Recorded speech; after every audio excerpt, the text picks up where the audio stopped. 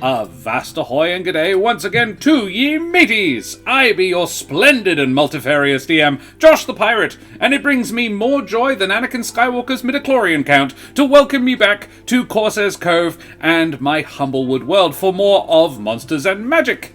Above me, I have my hearty crew, the tantalizing Karen Schlink, the tenacious Brendan Ellis, the tangible Dan Swelto, and the talented Daria, surname redacted, who did most of our channel art, including the new Julio Pog emote. Check that out. So, let's talk about these marvelous people. Oh me! Hey buddy! First of all, let's talk about Dan! Dan, who the heck are you? Hello! I am Dan in the Beat Space, or the Ghost Realm, or Dear I'm in the cyberspace. I am tangible right now. I don't know how long I'll stay that way. So here are my final words. Love yourselves. Very good, Dan. Daria, who the absolute heck are you? I'm Daria, and I just dodged a bullet with those adjectives. I'm an artist. I do art, which is surprising when you're an artist. But yes, I did the portraits for the stream as well as emotes, and I also play D&D on Mondays on the Eldritch Scribe Twitch channel, and that's about it. Very good, thank you very much. Karen, who the absolute heck are you? Hi, I'm Karen. I am tantalizing, apparently, which is nice of you to say, with the size of the zit that is concealed on my face. Point it out, and yeah, great. Anyone can guess where I did. I did a great job.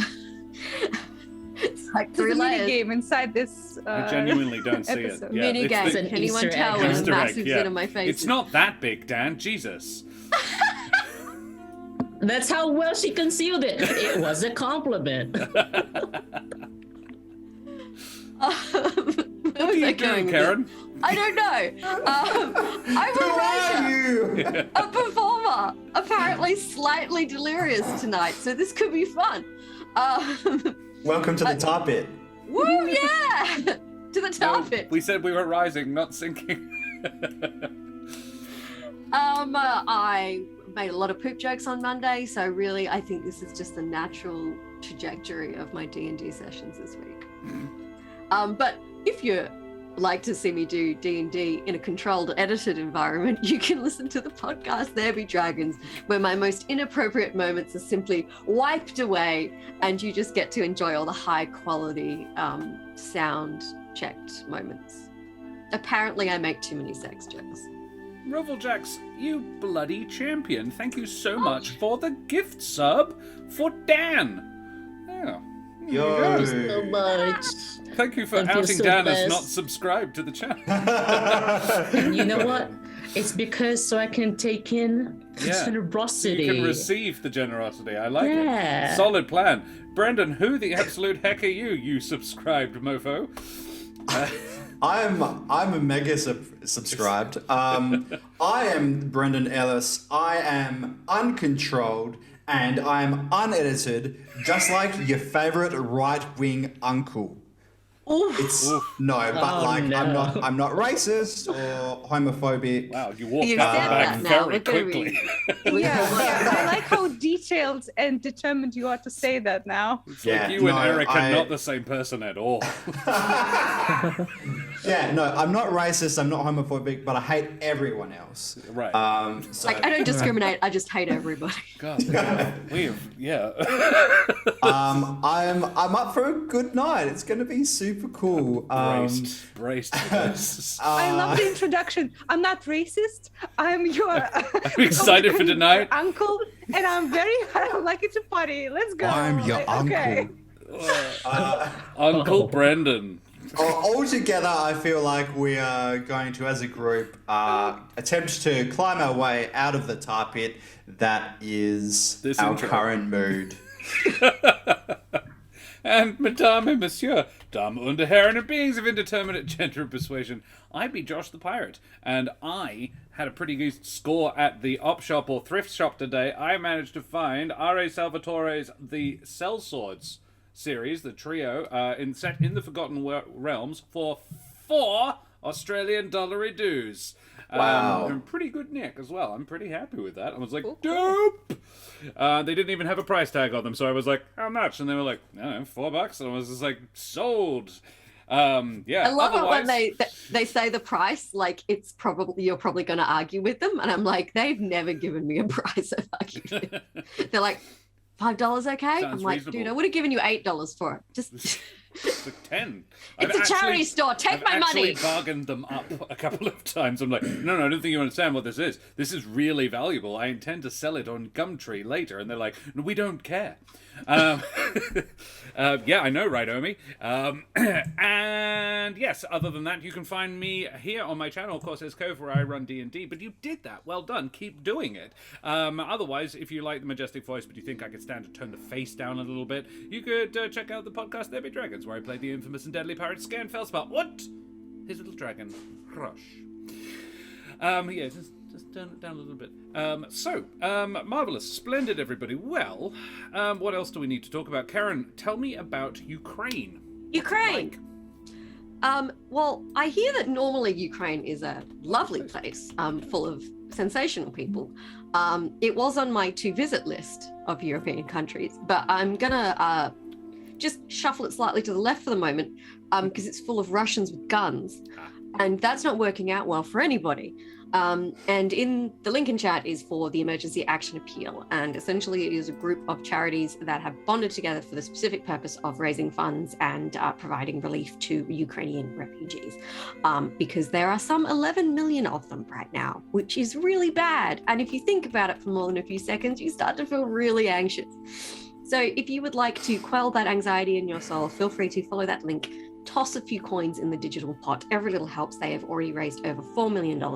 We need to update that link because they finally hit the $4 million mark, which was amazing. So if you have donated already, thank you so much. You're doing good in a very bad situation. Yeah, it's amazing. I must also remind our engaging, helpful, and possibly even PG-rated audience to please like, follow, and subscribe to all the things, you bloody champions. We have all the exclamation mark socials. You can check out our pretty much fully updated YouTube over there with that link, and join us on our Discord. If you fancy doing that as well, it'd be groovy, and an increasingly large number of you are doing so. I will verify after the stream, and yeah, it's generally lovely to have people come and chat with us afterwards and tell us about all the things that we do that we like. Who wants to give me a quick little recap of what happened last time? Okay, speedrun challenge recap. Okay. 2022 impossible. Let's go. Okay, there is corruption afoot. There is a bird cult that we're aware of. We're not really sure what the hell is going on with that shit, but shit's fucked, bro. Kral told us that there was a prison fort that needed investigating because apparently some people who shouldn't be imprisoned are imprisoned. So we are now investigating that. We're on a rescue mission. Who are we rescuing? Fuck knows. But we're there, we're doing it. We had a genius plan after we murdered some cultists who tried to murder us. That makes it okay. Where we disguise ourselves as, or some of us disguise ourselves as cultists with a nefarious plan to bring in the famous Major Kesh Glitterweave. And so we strolled right in through the front door, and the plan actually worked incredibly well. Yeah. Meanwhile, Julio, disguised as a lady Jabine, literally just jumped over the bloody wall because he's that bloody sick. And he embarked on a solo mission for 3/4 of last session, which went incredibly successfully. He spent an uncomfortable amount of time watching two streaks have sex, but after he got over that, he did some deft maneuvering physically and socially, and got himself in the position that he wanted to get, and unrelated to the two streaks having sex, and unrelated. semi-related, like adjacent. and got the intel that he was assigned to get. Not the intel. Sorry. A wink, and we're gonna wink. expect diagrams. Meanwhile, Check the Discord. the rest of the other three of us found the prison known as the Smoldering Delve. I thought, oh, that's a weird name for a prison. And then we went underground where there was a massive tar pit with prisoners held in hollow stalactites. So now that makes sense. There were a few cultist guards in there. Eric disposed of two of them. Some would say ruthlessly, I would say efficiently. And while everyone else just kind of watched for a bit. And I think there was a fair amount of being stunned along with that. Like, it wasn't just watching. They were stunned at how cool Eric was. And once they accepted their new god, they helped to knock out all the other guards who were present. I And don't like this recap anymore. I don't like where it's going. and well, it's about to go into the tar pit. And that is where we left it. That is pretty much exactly true.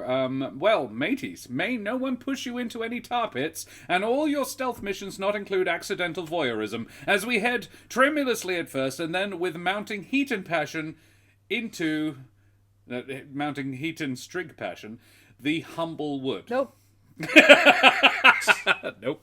But which strig was mounting which? I don't. We don't need want to know. details. That's forbidden knowledge. Not for me. Julio knows. His name was Styx.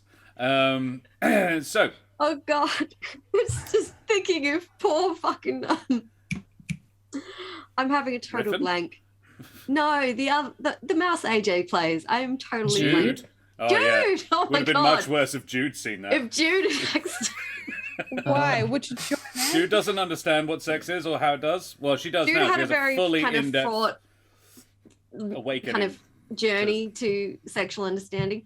I was going to say, did Brendan say that we saw Benacerid in one of the cells? Because we totally Yes, that saw was that. literally the last Oh thing. yes. Yes. Yes, yes. So Kesh has just, and you haven't even shared it with everybody else yet, which is why Eric didn't remember.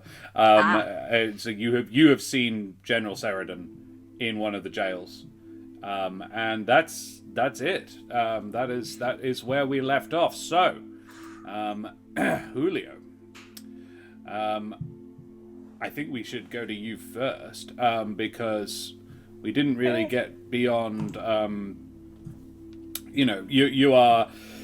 The group is in two different places. Julio is quickly gathering documents from a desk of a recently satiated strig woman, while dressed as a woman called Mary. And Eric and Bennick are pondering how best to remove prisoners from their cells, while Kesh has just noticed a familiar face.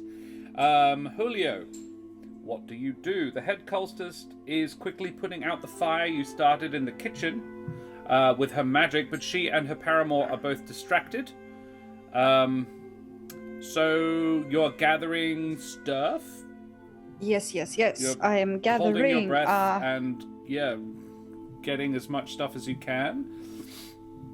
Yes, as soon as as I gather all the shit that I can that looks important, like in the drawers and on the table, because I don't imagine I have time to find Read secret anything, no. compartments of any kind. Well, make me an investigation check, because you are having a quick look over, but it would have to be Okay. quite a quick one. Oh, it's a natural 20, 24. Oh, shit. All right. Nice. Julio, you do very quickly look under the desk, and you do find a secret compartment. It is not locked, it is secret. There is a button hidden in a knot in the wood, and you hear the click, and you're like, oh, good. Yes. So you do find the secret stuff. Good job. That's a definite yoink, and then I try to get out of there real quick. And you pretty much just bounce. All right, cool. Where do you head? You grab just all the paper you can, essentially. Anything that's got writing on it. You're not fussy. Yeah. Cool. So I don't imagine I see any like movement or screams from the jails or anything. Yeah, it's No, pretty, it's far too far away and down underground. The screams I are think muffled by the tar. What I want to do is obviously they will find out that there's stuff missing. They will. So what I want to do is, while everyone is looking in the direction of the fire, I just want to like jog, like power walk my way to one of the walls and just sneakily like throw the thing that I like took into the bushes. It's really just a pile of papers, and there isn't. Fuck. They have cleared the ground outside the walls, so there isn't anywhere shit. to hide behind. I wanted to stow away the shit. Fuck. Okay. You could probably find somewhere to store it within the grounds. Shove it down your pants. She's not wearing Here's pants. the thing. She's wearing a skirt. Yeah. I What have about a places to bra? shove. No, I have places to shove it, but I'm just worried if they want to like look people over. Brendan, you thought when prison wallet, didn't you? And that's what I meant. So Yeah. it's supposed to be that. I'm worried that they will be like patting people down and be on high alert. Okay, what do I see for hidey places so far? Make another investigation check. I Not have really, places okay. to shove this Daria 2022. Of course I do. 17. 17. Pretty good. Yeah, you could certainly, like, not everyone has gone to the fire. There's a lot of people. The guards are still on guard. Like the big strig has her like, you lot, stay up there. Keep your eyes looking around. We want to. Who did this? How did this happen? Where's the cook boy? And while his friend is putting it out with her magic, but a couple of other guards who weren't on duty have come out of building 3 at the top in the middle. I'll put the map back up so that you guys can see. Map. Image that one. Yes, that one. There we go. So the middle at the top building, a few of them, like 3 more, have come out, and they are dredging buckets of water out of the well and helping throw it on the fire now. So there is some help being done. And yeah, there are more awake and doing stuff than there were. But you could say go into building 2, which is bottom right, to try and find somewhere to store it in there. Or building 3, there is also the prison itself, the little building in the top left, which you probably didn't get a good look in, but you don't know whether or not there's anything. You haven't been in any of the buildings except 4 and 5, and 4 is on fire, and 5 is where you don't want to store things. So there doesn't appear to be any like outdoor lock boxes or anything that you could store stuff in. Nothing convenient like that. But if you went in a building, you could probably stash them in a corner. To Okay, I have a get later. question. The trick is, if anybody is like, "Who are you?" And patting you down, if they're close enough to pat you down to search you, then they might notice you're not Mary the Gerbine anyway. You didn't even listen, know I've her name. changed since morning. It's a lot has happened, you know.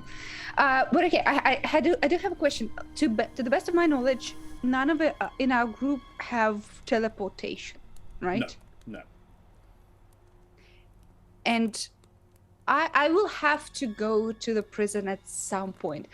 Since my cover is not blown yet, I'll take the papers and I'll make my way to the prison to like trying to look like I'm a guard. Sure. To see what happened. Like, what if they are already like jailed and they desperately need their best friend Julio to save them? Very well. Yeah, because I will have to get to them if we want to escape. So I'll go blown.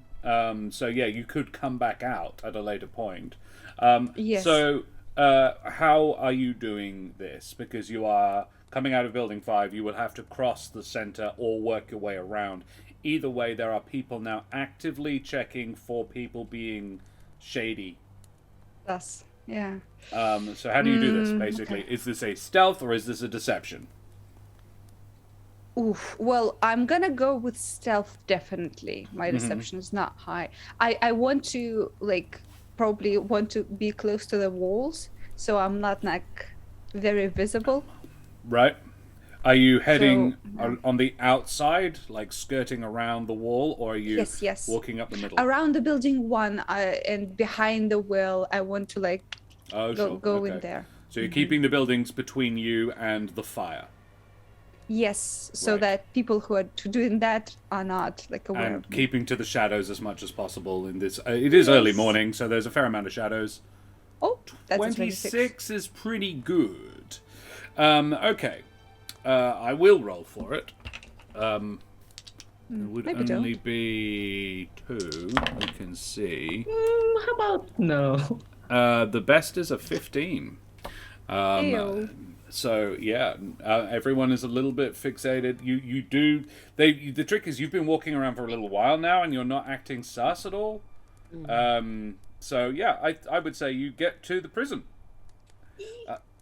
I'm just because there was quite a bit of activity within the prison. I am just sort of figuring out what happened to Julio. So Julio, you go in through the door of the prison. It is not locked. You find a pit in the ground that heads down at a 45-degree angle into the dark, basically, as much as you can see. What do you do? I will go in. You head I will go down. in, and as I understand, it's probably a narrow passage, so I don't think it would make sense for me to sneak in. I just want to go in like I'm a guard, like Like nothing you're supposed to be here. Yep, very well. Yes. Okay, in which case we will switch back to the others. What are you doing? So, just to recap, Ralph has just been killed, and little Luma Cook Boy has been knocked out Yes. Tied up. and Tied tied up. up. Okay, Michael? great. I think his name was Michael. I'm not Yeah, sure that if he's sounds about actually right. like knocked out, but he's currently He's paralyzed tied up. and tied up. Yeah. Yeah. Okay. Should I So, throw him in the tar And the pit? other two are in the top. yes. Samantha and Nikolai. Yes. Yeah. Thank you for reminding me. I'll take a look around to make sure that there's no other cultists, and then I will relax my posture. Okay, shit. I go through my pack and try to find a rope. There was I'm just actually gonna one near Ralph's desk, which he was going for when you killed him. Great. I didn't kill him. I'm No, you- innocent of that. And very little You else. started it all. Great. I go for the rope and I say, quick, someone give me a hand. And I rush towards the edge of the tar pit that I knocked Nikolai into. And I tie a knot on a post, assuming there's a post. I secure the rope and I throw the rope down. And I look over and see what's going on down there. Both Nikolai went in first. Has he No, drowned? Samantha went in first. Nikolai Samantha went in second. first, and then Nikolai put down a rope, and she started climbing up, and then Oh, she didn't even start managing to get out. She basically she saw it. She got her hands on it, and then the other end landed in the tar next to her. And yeah, then that was weird. She started it looked like Looney Tunes, and then both are still visible, but only one Have has they their drowned? head still above the tar. I'm gonna shoot people. They are I both guess, is still alive. Great.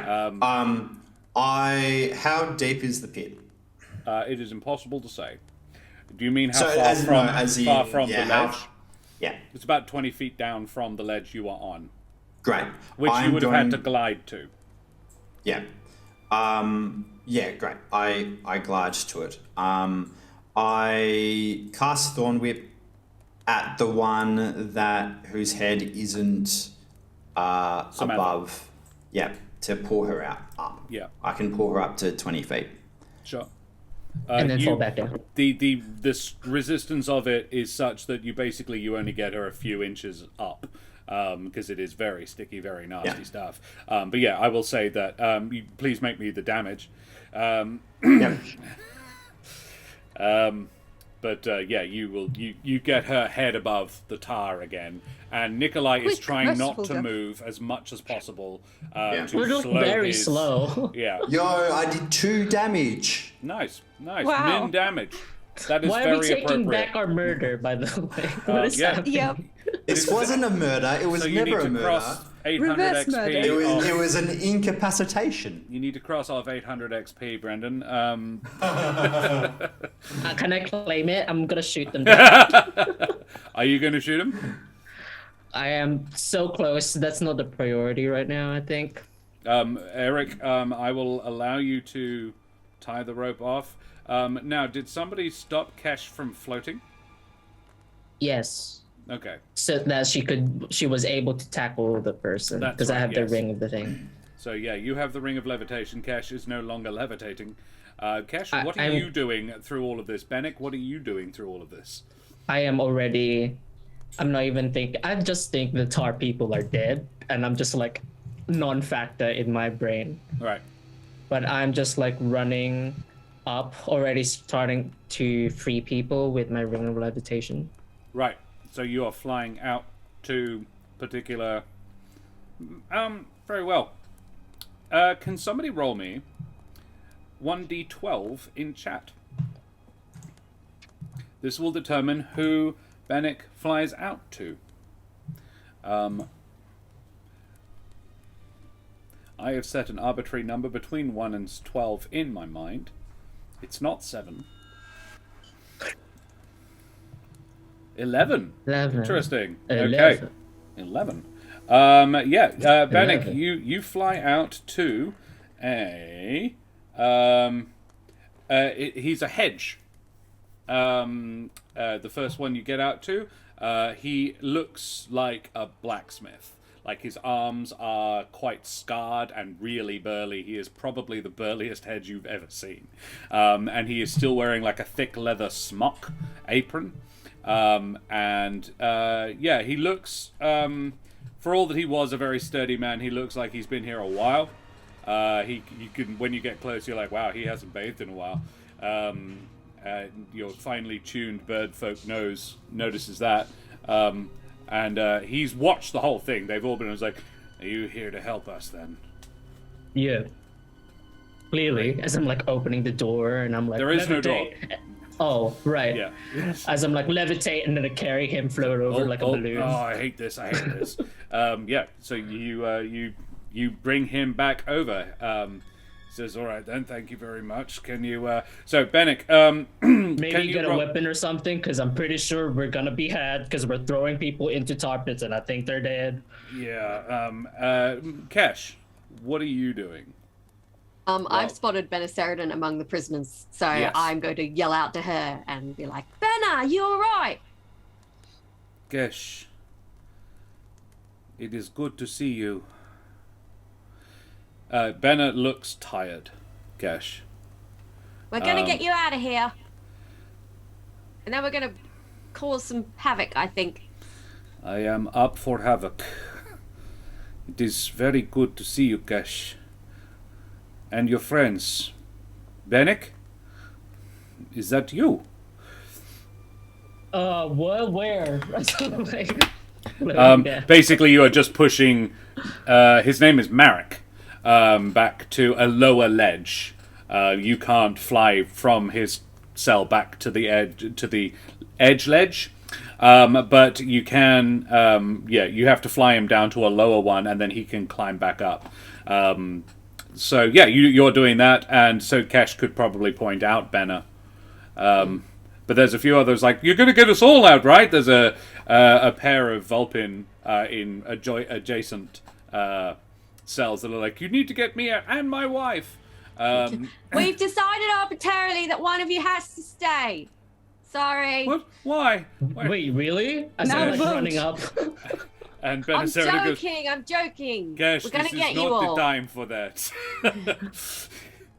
Oh, it's is kind of worth it joking. for the look on his face. Yeah. But yeah, I go to Ben and Ness. Unfortunately, we've only got one ring of levitation, so we're going to have to take this a little bit measured. I'm concerned about how many charges it has, and we may need to fight our way out. So maybe we prioritize the people in fighting condition. Bennick, to work out how many charges it has, you have to sort of focus on it. So can you make me an Arcana check, please? This is basically like to rush a tune to it.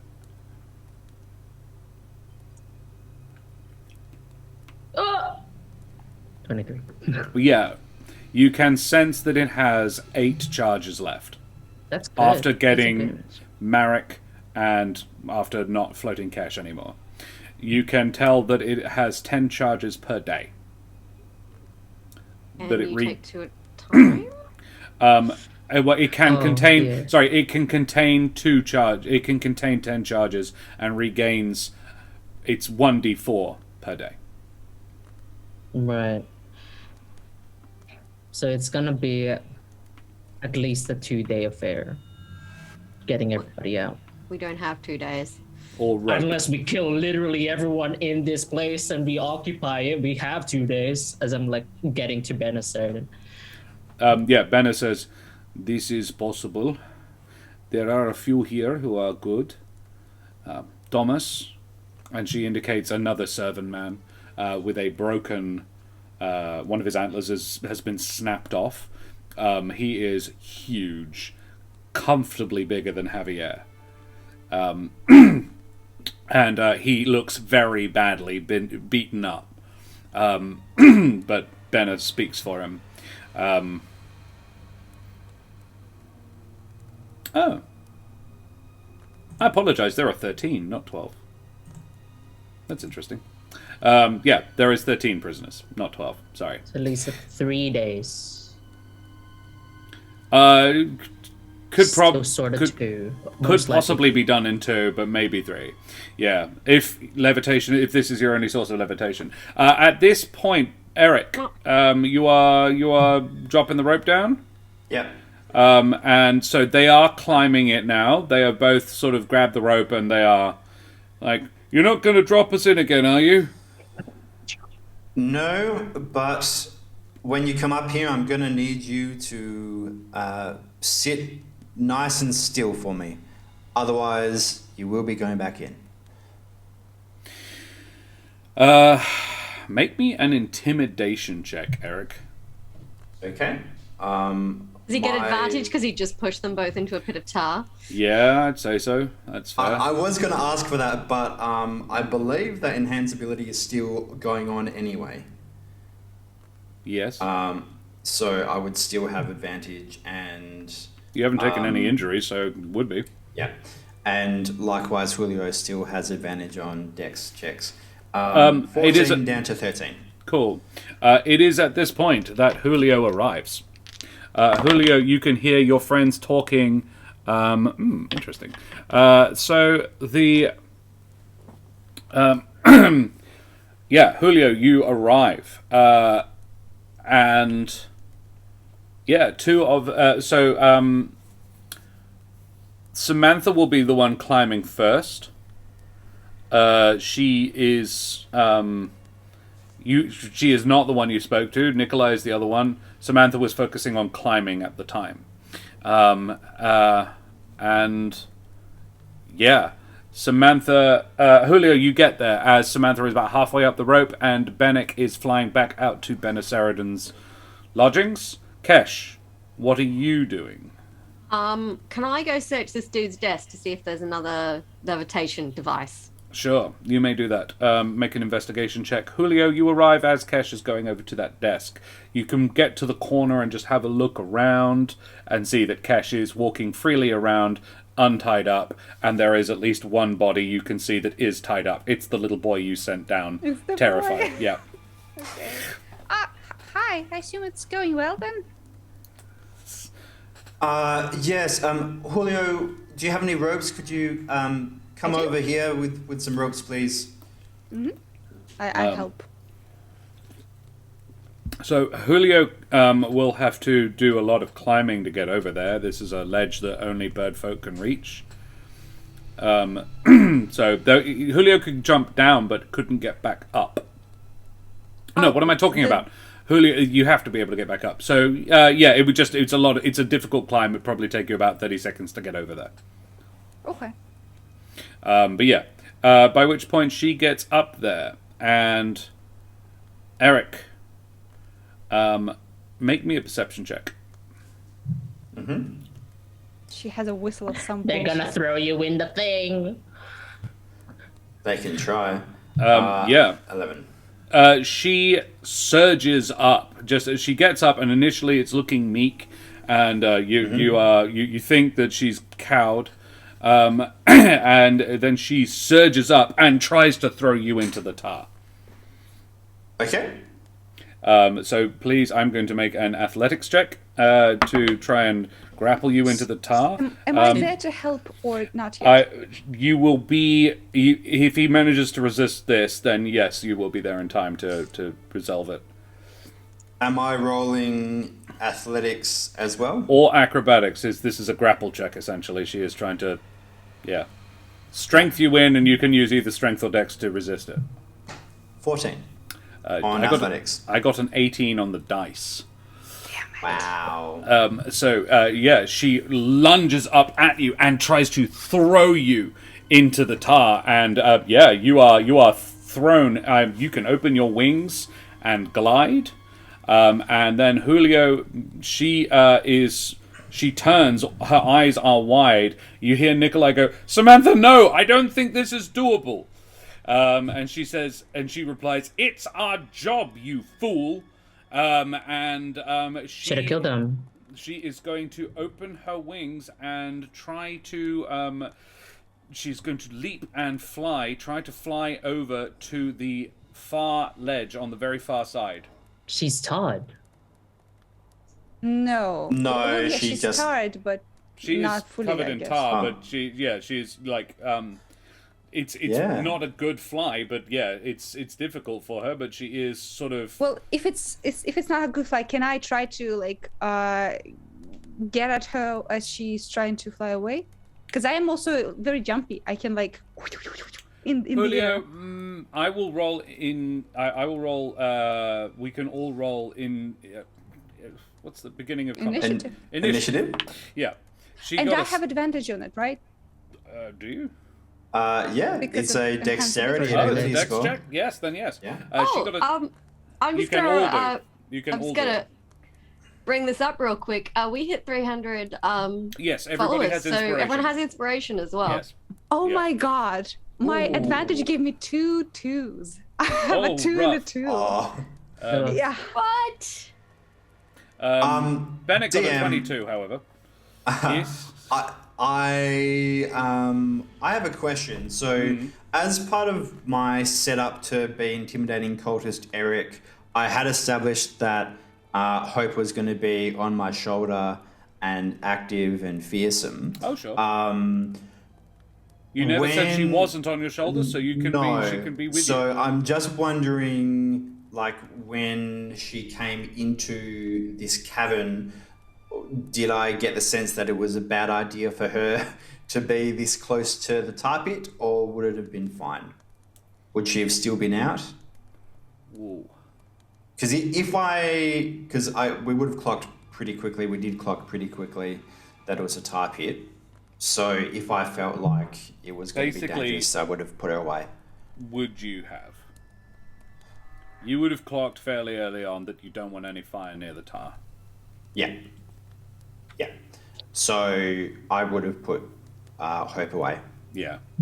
That was my thinking. That's my thinking on it as well. She got a 16 plus 2 for her initiative.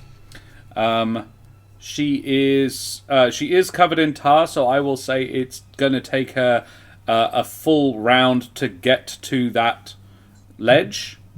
It's using Do I up get all an of her opportunity movement. attack or no? You can have an opportunity attack. I'll try it. I'll try it. With a fucking what? Rapier. Yes. Yeah. How did Kesh do for her 13? initiative? It was 13? an investigation. I got 21. Julio, my ruling on this is always that when you equal her AC, I tell you, I like Dez's rule on it, you equaled her AC. 13. Does that mean I get sneak attack? Because I'm the only one there with her. Do you get sneak attack on a reaction? I have no idea. Yeah. Yep. You can? Alright, very well. Yeah? Yep, Okay. that was Oh, a question it's to the once a group, I don't turn, know how right? it works. Yes. Okay, sweet. So rapier damage and sneak attack damage. Ooh, Oh, it's pretty good. Max 26. damage. 26. Julio, She she staggers, but she does not drop. She sort of brushes you aside.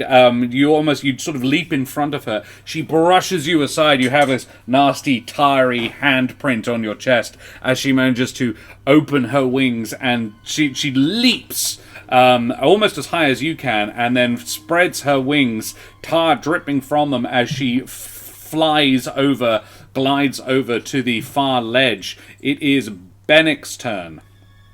How far away am I?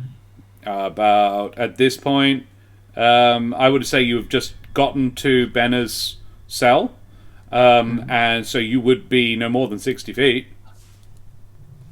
Do I know if I hold person somebody that's gliding, do they just drop like a stone? They wouldn't drop like a stone, they would continue gliding. Then they'll But just, they like, wouldn't be able they to won't control. Be able to reach anything, so they just go. Boop, Yeah, and then, she just sort of hit the thing and probably fall off. It'd be pretty funny. And she wouldn't be able to try and swim either, so she'd just drown. Deserves it, and I'm just gonna let her drown if it succeeds. So Yeah. yeah, I will cast hold person. I'm like, Benno, hold on a sec. Cast hold person. Yeah. It is a resist. Yeah, Wisdom? wisdom 14. Oh. She really is very keen to get there. That is another 18 on the dice, I'm afraid. Damn it. This That's is alright. rolling good tonight. That's okay. I'm that's gonna n- make my way back down so I can going fast push her off the ledge if I can. So you can fly out of Benna's area and, using your glide, get there before her, or at the same time. Yeah.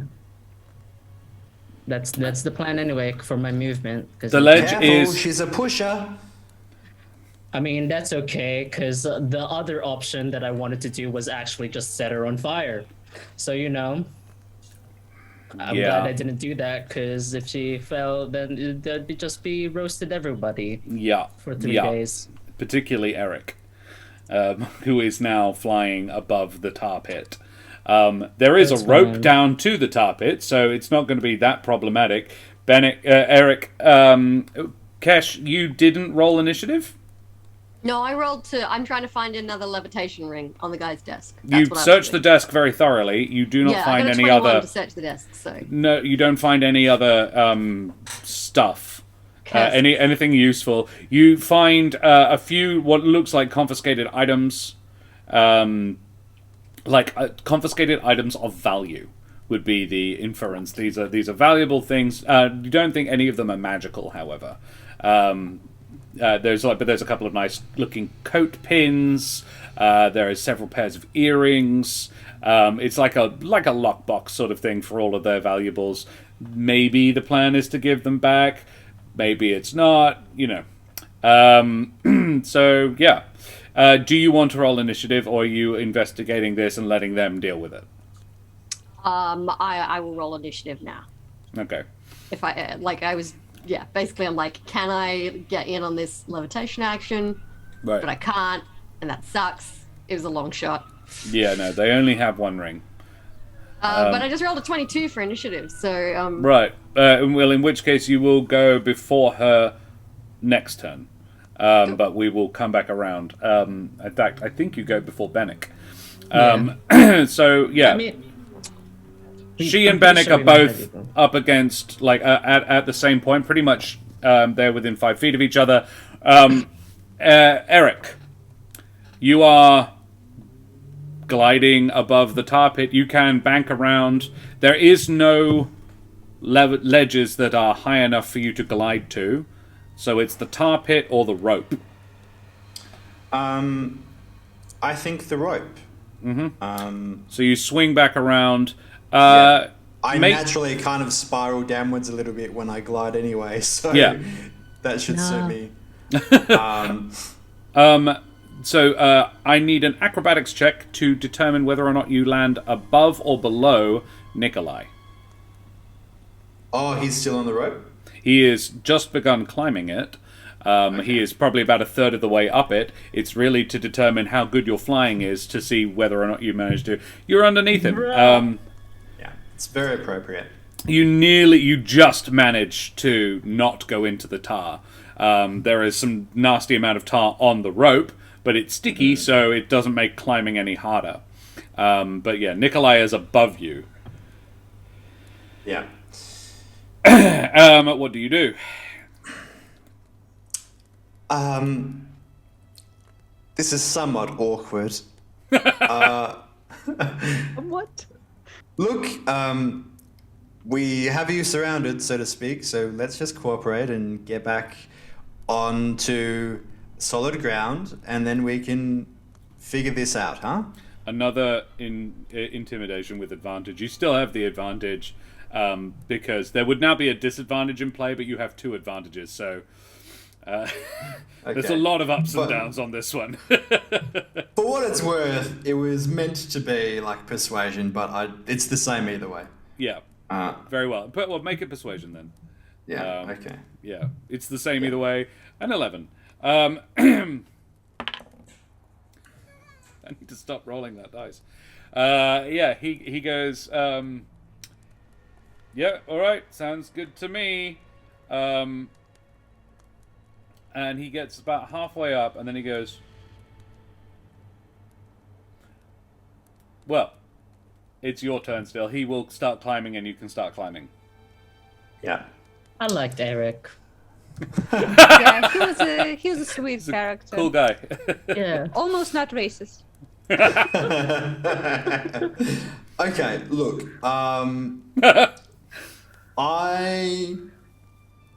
there's exactly one spell that I think might have a chance of helping me not get tarred.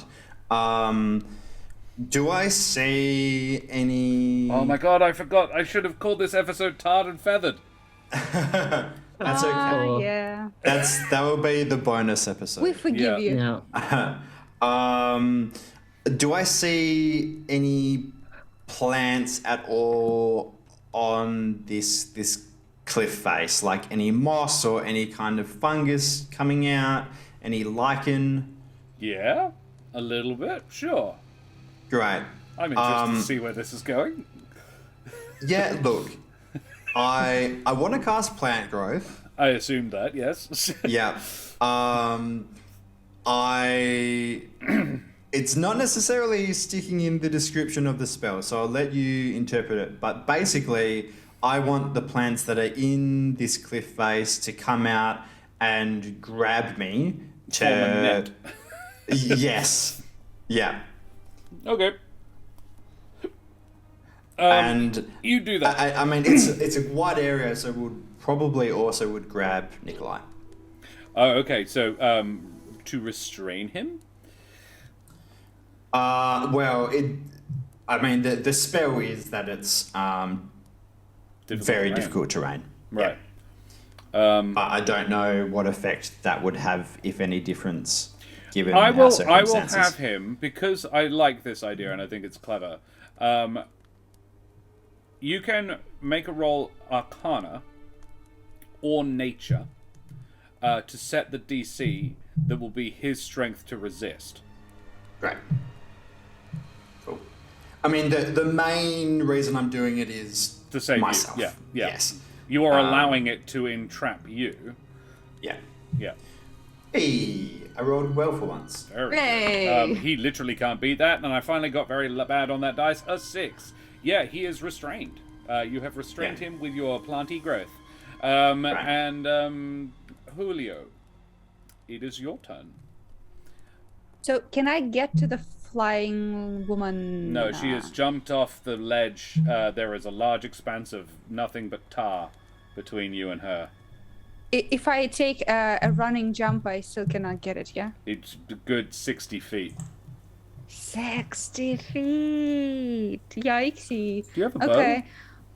I have a crossbow, that's true, but does she look wounded? Oh, you really fucked her up. She is very near death. Okay. And The term is bloodied, I think. And she is now in What is melee with Bennick.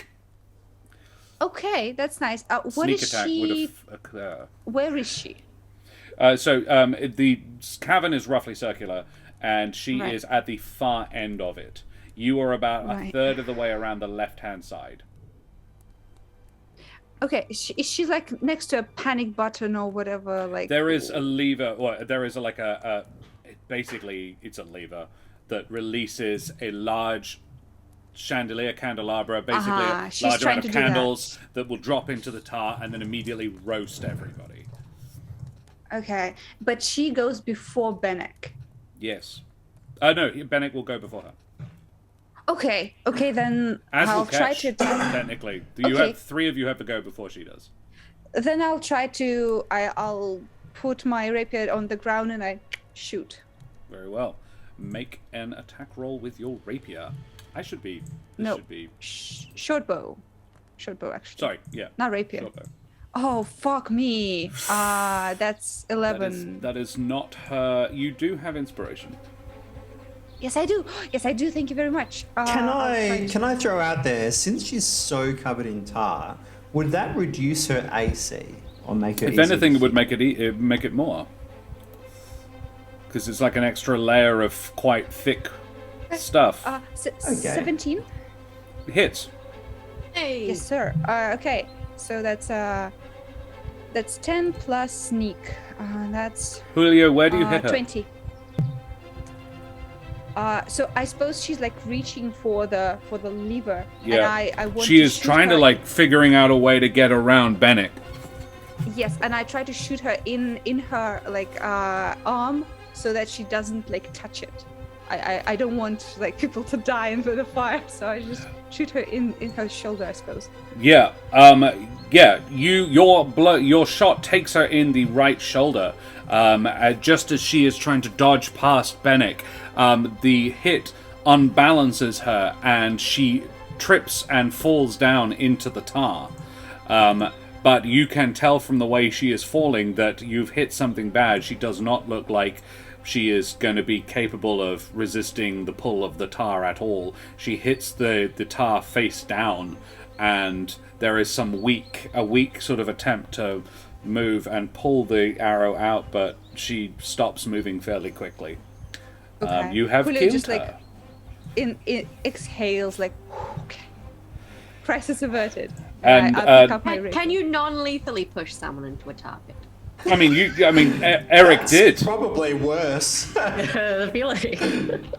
Eric did. Nikolai was non-lethally pushed into the tar pit. He is now like, no, it's fine. I'm down for whatever. Like this is, I promise. I'm down for whatever. I have movement, right? You do. You are at the top of the rope essentially that Nikolai is trying to climb, but he is restrained. Yes, I will stay there. So I'm not gonna like, I'm not holding any action, but I will like my lying rapier, I will just put it close to the rope and say, if you do anything stupid, I'm cutting it. He's like, no, I won't do anything stupid. Just coming up. Can I come up? He says, looking down at Eric. Can you come up? I don't know if I have control over the plants to. I think with to the let him 23 pass. you can. Great. This is non-standard, non-canon way of this works. I'm just allowing it in this instance because we need Great. it. Okay. I stroke the whatever the plant is engulfing me. And What does that say look like? It's moss. Like this large mossy sheath comes and sort of surrounds you like a cocoon. Yeah, I think that's pretty much exactly what it is. All right. Like Mossy cocoon. I'm being swaddled right now. Yeah, it's probably quite pleasant. Yeah, so I can't stroke it, but I kind of like nuzzle in a bit, and say, yes, going up, please don't do anything stupid. This time I will not require a persuasion check, because he isn't stupid. So yeah, he gets up to the top, and there is one dead cultist in the tar, and I think, morally speaking, we could say it's not Eric's fault. It is technically, I would very much say, the cultist's fault. Threw themselves. If anything, they threw themselves in there. You know. She could have Eric, lived, and the choices she made led her to be there. Yeah. This is like one on the board for you, Eric. Yeah. Against the the plethora of others. So Against 400. 99, yeah. 400 experience for Julio. What about she had 400 experience for Moss? I've no. Yeah. Well, there's that as well. She had 33 hit points. You did all of them in 2 hits. Yeah. You actually did about 10 more than that. Good. Well done. Yes, you are there now. The next question. Yeah. 3 people, yeah, or there more people I have to put into tar, and I like glance over at the kid. The kid is. The kid. Yeah, Michael doesn't look like he's 100 feet away from you, tied up against a wall, going like, I'm good. I have like I'm a good." dagger out, just a normal ass fuck dagger, because I was trying to like go keep. Yeah. I just point at him and it's like, better behave yourself. And From as I'm, 100 feet running away. Yeah. You better behave yourself. I will, Mr. Bennick, sir. Don't Run touch up. the kid. I'm He's- so he's- annoyed. Bennick, don't do that. He's just a kid. He's shit at cooking, but he's just a kid. Let it slide. Oh, you're with them. How are things up there? I'm kind of at an awkward angle. I can't look up. Are things under control? Can I start climbing? Yeah. Come on up. Okay. While you guys were pushing people into tar, I got us some secret documents. The problem is, they will very soon start to realize that I stole some shit, so the camp will be on high alert. This is true. All right. Well, we need to find a way to get people from over there to over here, and we probably need to do it faster than levitating them across one at a time. There's no other way I can think of except if I sleep and maybe prepare featherfall, then I can do like 5 people at once. Wait, those cool plants of yours with moss, can you make like a little net below so they can jump down? That is a neat idea. Ma- Raid as well. maybe- Just GM's Workshop. Thank you very much for the raid, you bloody champions. Good on you. Rackham, how are you? I hope you had a great game, everybody. Black Rose Darkthorn rolls a 71 to our sex cult. I mean, you're here. It's happening. The sex cult is upstairs. We just need to go up there. Well, the cult is having sex. It's the same thing. The coitus interruptus. The Coitus cultist interruptus. Cultist That's interruptus. me, that's what my a- name. What a Delicious. gods- what a spell. So yeah, we were throwing some people into tar. We just did, and they died of it. But that's the first time that's happened here. It's totally normal and groovy. Yes. Thank you very much for the follow, Dragon at Rest. You bloody champion. Pew, pew, pew. So yes, we are Humblewood. We are Corsair's Cove. We run games mostly in the Humblewood setting, but some other stuff as well. We play D&D. We're an Australian D&D channel, and with some other international friends. And that's all. You all caught up. So yes, and I'm gonna. That's the map in the middle of the screen is the prison that we're currently breaking people out of, but we are currently underground in a nasty underground cavern full of stalactites hanging from the ceiling, large thick ones with like holes dug in them that are the prison cells over a large pit of tar that has been the MVP last week, really. Howdy, folks. Have to run and work and stuff, but have an awesome stream. Thank you very much, GM's Workshop. Good on you, mate. Yes, have a good time at work. Great thing to listen to while organizing Power Armor and Fallout. Okay, cool. Dope. Lurking and working. Alright. Very well. Welcome all of our lurkers. Zara Lee, thank you. Zara Lee, thank you very much for the follow. Excellent, amazing. You are all so welcome here. Let us continue with the story. So, Kesh, General Sheridan would probably say to you, Kesh, I think there is, at this point, perhaps we should be looking to fight, deal with what is up, stop. If your friend here is saying that they may well notice soon that you are here, if they do not know, then perhaps we should come out swinging. I do not think we want to fight in here. A single flaming arrow, and this all ends. This is very true. How many? So we just have Benisaridan plus us plus one other guy so far. I'm about to Yes. get Benner right now, but yeah. Yeah, you're getting Benner. A couple more would be up for it as well, from the look of them.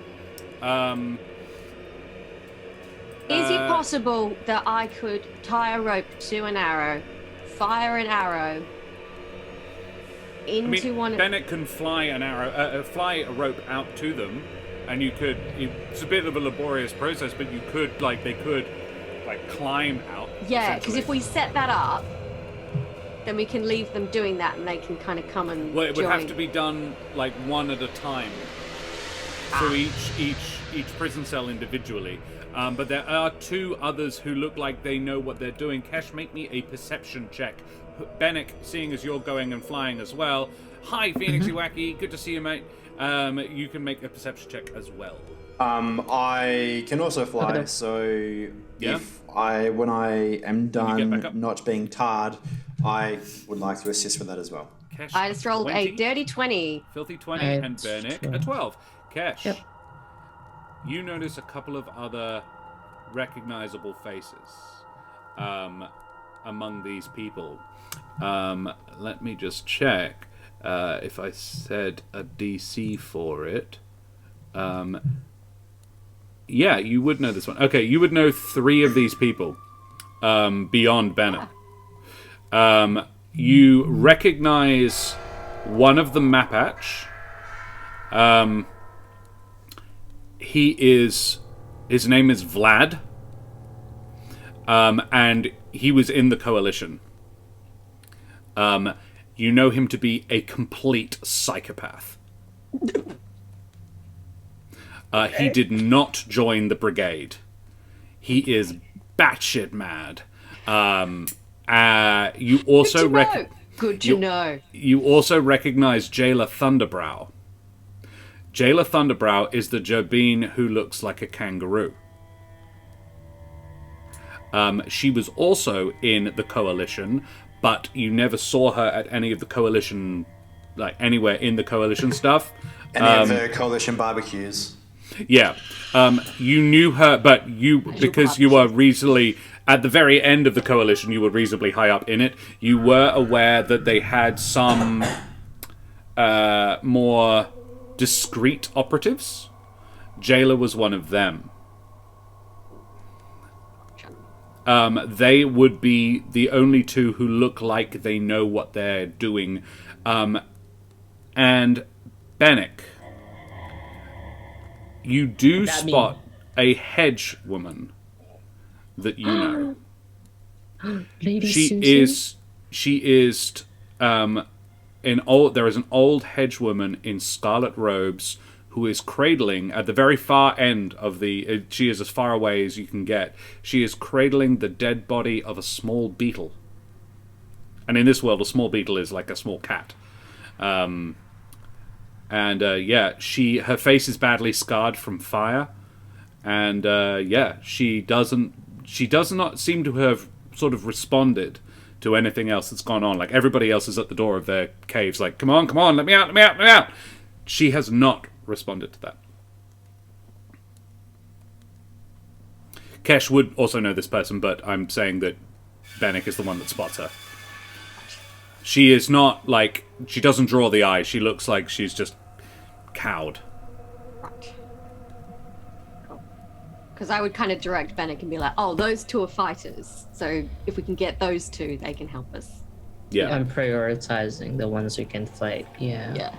There are 4 here who are fighters. However, Bannock, you would know that if it's Susan, and it does look a little bit like Susan, she is a very able wizard.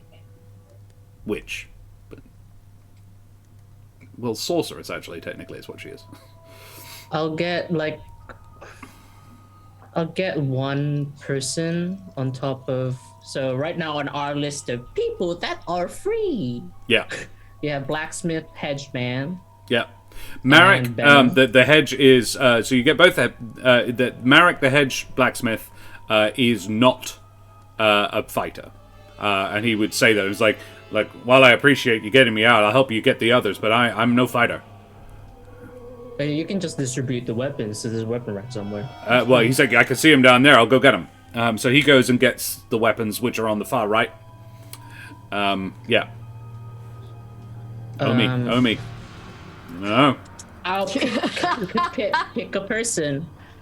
Where would you go, Bennett? I'll arbitrarily pick whatever Kesh says, like one of the fighters she says, and then go for. Kesh, you would know that afterwards, the priorities. Thomas, the large servant man, the huge servant man, is one of Benna's bodyguards. Right. So him definitely. And Benna would say, "Yeah, Thomas is the only surviving of my bodyguard.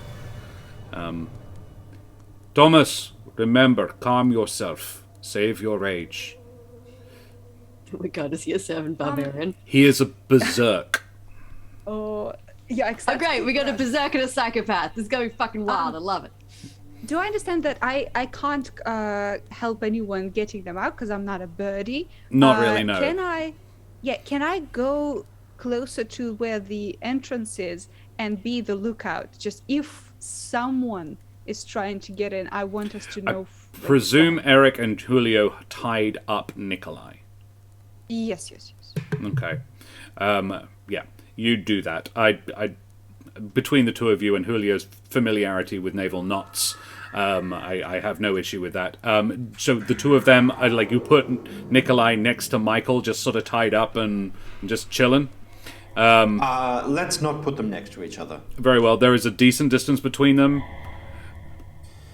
They're not close enough It's that on they can bitch. untie each other's bonds if wiggling around to the correct angle. Really hoping. I'm going to take Bishop Blood's. That's a 2 on a 20-sided dice. That is their attempt to free themselves from being tied up Shibari style. So thank you very much for that. That's certainly Michael's. Can I get another zombie in chat, please, from someone else for the other guy? Bennick, can you make thank you, any Black Rose. walls? Do you have any way of blocking off that entrance to the prison for now? Nope. Okay, Nope. just thought I'd okay. ask. Yeah. Thank you for asking, but don't. All right, let's get you out of here. I don't like multitasking so So much. yeah, you get Thomas. I am gonna see, I'm a little skeptical, but I'm gonna see if I can get the moss to kind of branch out. I'm not even sure if I can do that, let alone how sturdy a net it will be, but I want to try. The trick of it is they're spread out across the whole ceiling, and yeah, you can. It worked what you did because it was a neat idea. You rolled very high. If you are prepared to expend a spell slot and make the same check again, I will allow you to utilize what you've done and try and build some. You could only get a few on the edge, but I would allow you to make a net that could catch 2 of them. At most, just because most are not near enough to the edge to make. There is limitations on how much the moss can grow. I think Brendan may have frozen. Yeah, he's a bit. He's contemplative. Yeah, at first that's Yeah. what I thought he Yeah. was, just being contemplative at He's first. thinking very, very deeply. Yes, so deeply. That was weird. It wasn't even my internet. It was just Zoom being weird. Okay, Zoom, cool. Did you hear zoom. what I said on it? No, but the fact that you started an explanation tells me that the answer is no.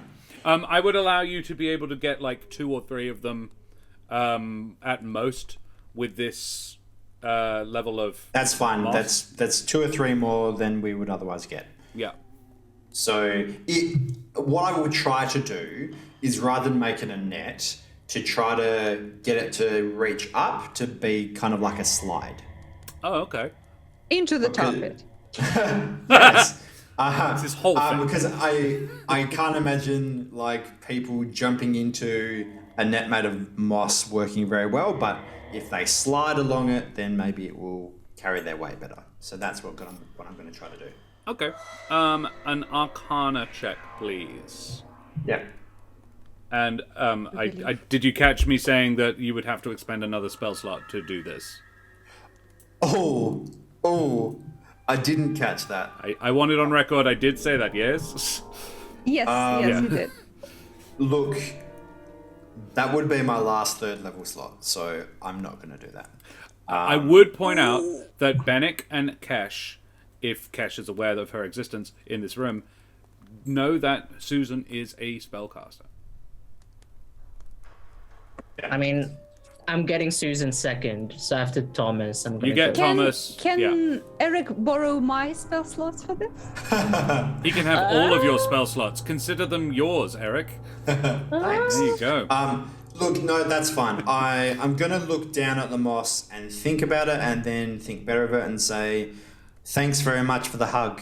And then pick up the rope that I've just climbed up and say, Chief, who am I going to get? With a couple of lengths of rope, you could fly out to a couple of the nearer ones. There is, one of the there is a very slender Vulpin man. He does not look like a fighter. He looks quite timid, actually. He is in one of the nearer ones. You could fly out to him with 50 feet of rope and tie it off in his cell and be able to fly back and, like, pull it taut, and he could, like, climb down. There are a couple that you could do that with. Do I see any fighters that haven't already been identified? All the ones that look dangerous are well out over the tar. Yeah. What a shock. And it is worth noting that one of the cell that you were asked to put Kesh in was similarly. Benna was pretty much dead center. Hey, they thought I was dangerous. Yay! Yeah.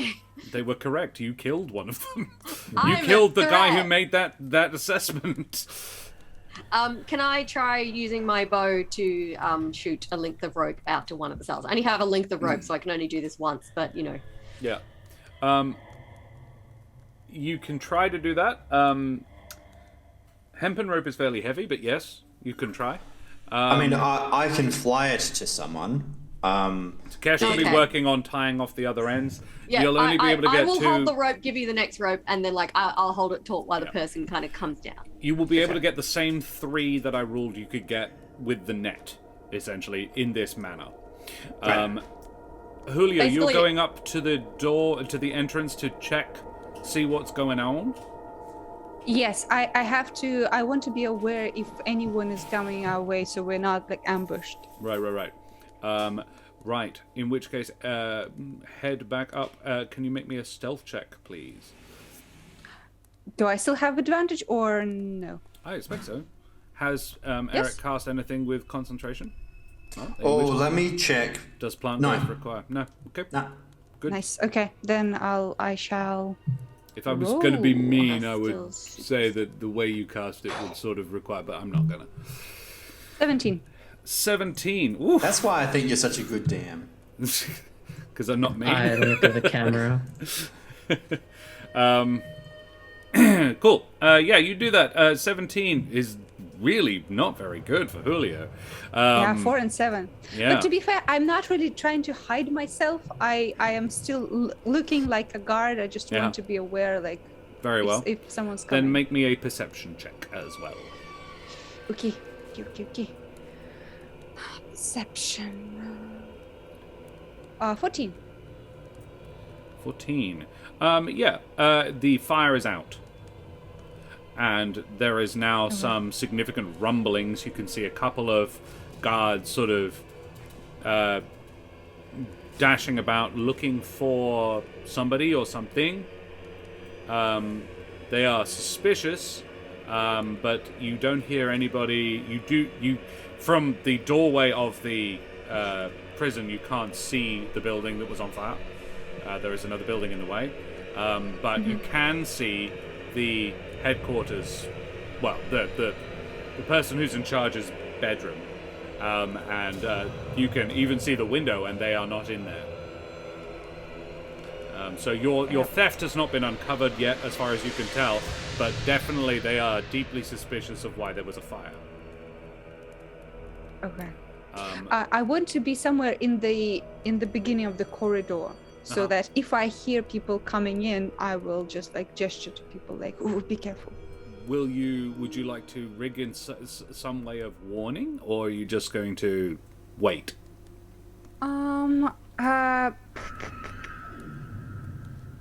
Way of warning. I don't know. Like a string that will like make a Bell on the end, bells. ding, ding, Yeah. ding. Okay. With my thieves' tools, would I be able to do something like that? I would say with your thieves' tools, you could probably like jam the door closed a bit to make it difficult to open, so that you would be able to hear someone having to sort of force it open a little bit. Okay, but I don't want them to be like instantly suspicious of the door. Would I be able to do it like something that takes effort but doesn't seem like someone like intentionally Like it's just blocked it? stiff. Yeah. I will say you can make the hinges stiff. How about that? Yes. Okay. Yes. Basically, want you them would to have to suddenly go, insert okay. if you insert a pin in both of the hinges, it just makes the hinges difficult to push. Everyone's pushing for an Yes. old Dan one-shot in chat. I'd watch that. As in a Helvig, Bennick, Bristlehorn, And then and Dan runs it as the DM as well. Dan has to do I'm all the work. I'm on. I have a newsflash for you in chat. That's called a story. That's called that's a novel. I really enjoy that there is an. I know. I mean, I do know another Dan, but I don't know. I don't know 4 other Dans who play D&D. But there is enough. I'm sure we There's can more than call enough. out. There is more than enough Joshes to do an all Josh one shot, which we are talking about doing at some point or another. Me, Dread, Tales of Pesh, Lux, and Tuln from Phoenix Iwaki. There you go. There's 5. Cool. All right. So, no, only D-Rap. Yeah. That's Just- why we pre-record it. And Dan does all the parts. It has in to be different scripted, costumes, but yeah. And we film him and then edit it so it looks like he's playing himself. And Yeah. then the premiere. Yeah. Oh, and Fried Dice Paradise. Yeah, of course. Of course, there's more Joshes. Oh, there's loads. Yeah. I didn't even name all the ones Should I have know. gone to the Josh Battle Royale. Josh Lang as well. He's been on. Yeah. He's on There Corsair's can be only Cove. one. There can Yeah. only be one Josh. Well, Lux is technically Lux anymore, so he doesn't count anymore. They don't count anymore. All right. So yes, that is what Julio does. That probably takes a couple of minutes. Kesh, you are there with General Sheridan. She is marshalling. She marshals Thomas. Thomas is badly beat up, but yeah. Could I possibly make some good berries to patch people up with? It looks like he has resisted several times. You would, and you know this guy a bit, not super well, but a little bit. The general would tell you it's like talking was not encouraged here, so I do not know most of the others. A As long as they all want to surprisingly get out of here, we've got a common cause to rally around. well, I think most of them were involved in the coalition, That's what I thought. but not necessarily as fighters. Rim and Angie Longstrad over there, they are just rich. Rim did provide some funds for the coalition. So they don't like the coalition then? Do we? But not all of these people did. I'll confess I don't really know what they're up to yet. I just know that it's some bird supremacy cult, and they wanted anyone who might make trouble to be kept out of the way until they were done doing whatever it is they plan to do. I am not surprised by this. How long have I been down here? Would I know that? Would I be able to guess? The last time you physically saw General Sheridan was 18 days ago. Well, it can't be more than 17 days. Because I saw you 18 days ago. Kesh, you saw me about a day before they took me. Then it's been Then 16 Thomas and days. I have been down here for 16 days. 16 days. And Thomas sort of huffs. Contain it, my friend. Bene Sheridan, also noteworthy, does not have antlers. She is not a pronghorn. She is a grove servant. She only has one eye as well, Julio. I have a picture of her. I should find it. Ooh, yeah. Yeah, I'll bring it up after our break, which we will have in a moment. But, Bennick, you get out to Susan's cell. Susan is curled up in one corner, cradling the crushed remains of her familiar, Normal. He was a large beetle, the size of a cat, and but friendly. And, yes, she's just sort of stroking it and humming sort of tunelessly to herself. Lady Susan, as I like glide over as quietly as possible, trying to Yeah. be like a owl streak. Yeah. So you land and try to get her attention. Charisma? No. I'm so Make me an sorry. insight check. Sure. D-Rab into the Danverse, yes. 6. Ooh. Yeah, it's weird. It's like she's very fixated on that familiar of hers. You, of all people, would be aware that it was a familiar, not just a little animal. It was her familiar. Right. But it was an animal that she made her familiar. And it has clearly been stomped. The pet. Yes. A pet / familiar, but one she was very close to. I awkwardly, like, get my hand around, like, I don't feelings, Pat. And then I get, like, an idea where, I get her dagger that she lent me. Because this is the woman who gave him his lightsaber dagger. Yeah, without turning it on, obviously. So it's just a Just like fancy normal. hilt. Yeah. Yeah, it's just a fancy hilt, and then I kind of like put it into like her vision, the like carvings and stories of their adventuring together. Yeah, I like that. Charisma check, straight charisma, unless you have any proficiency in any. In any charisma skill. It would be persuasion if it's anything. Cool. Well, I'm gonna You do have roll inspiration. persuasion. You do Yeah, have I'll it. probably You would use it would here. have advantage. Don't need to use your inspiration because of what you did. Let me roll again then, because That wasn't great. 13. 13. Her eyes follow it, and a look of slight confusion crosses her face. And then she looks up at you. Bennick? Yeah, that's me. I'm sorry. What are you doing down here? We're actually trying to break you all out. And I noticed you were here. Yes.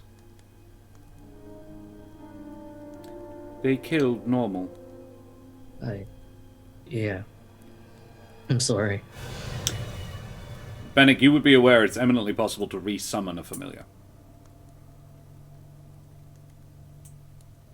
this might be callous, but can't you just bring him back?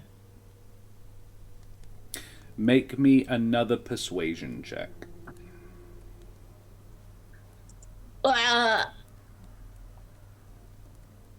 You can use your inspiration. I can't give you an advantage on that one, but yeah. Oh! Natural 20. Oh, nice. She says, I can, yes. Yes, of course I can. Sorry. I'm being silly. It's just... No, he's never died before. Right. So it's probably going to be nasty for him. They took my pack, my gear. You don't happen to have a brass brazier, do you? No, but once we get you out of here, surely we can find one quite easily. Yes. We're yes. still in the... Yeah. Yes, We're you're trying right. to secure everyone, yeah. You're right. Yes. Right. Okay. Get me out of here then. I'll help. And she puts her hand up for you to help her up. Yeah, and then she just starts floating from the levitate. Oh, yes. Yes, of course. Yeah. Let's not get you into the tar pit now, yeah? No, that would be... I heard some screaming about tar. Was that you? Yep. Is that like... You dealt with him then?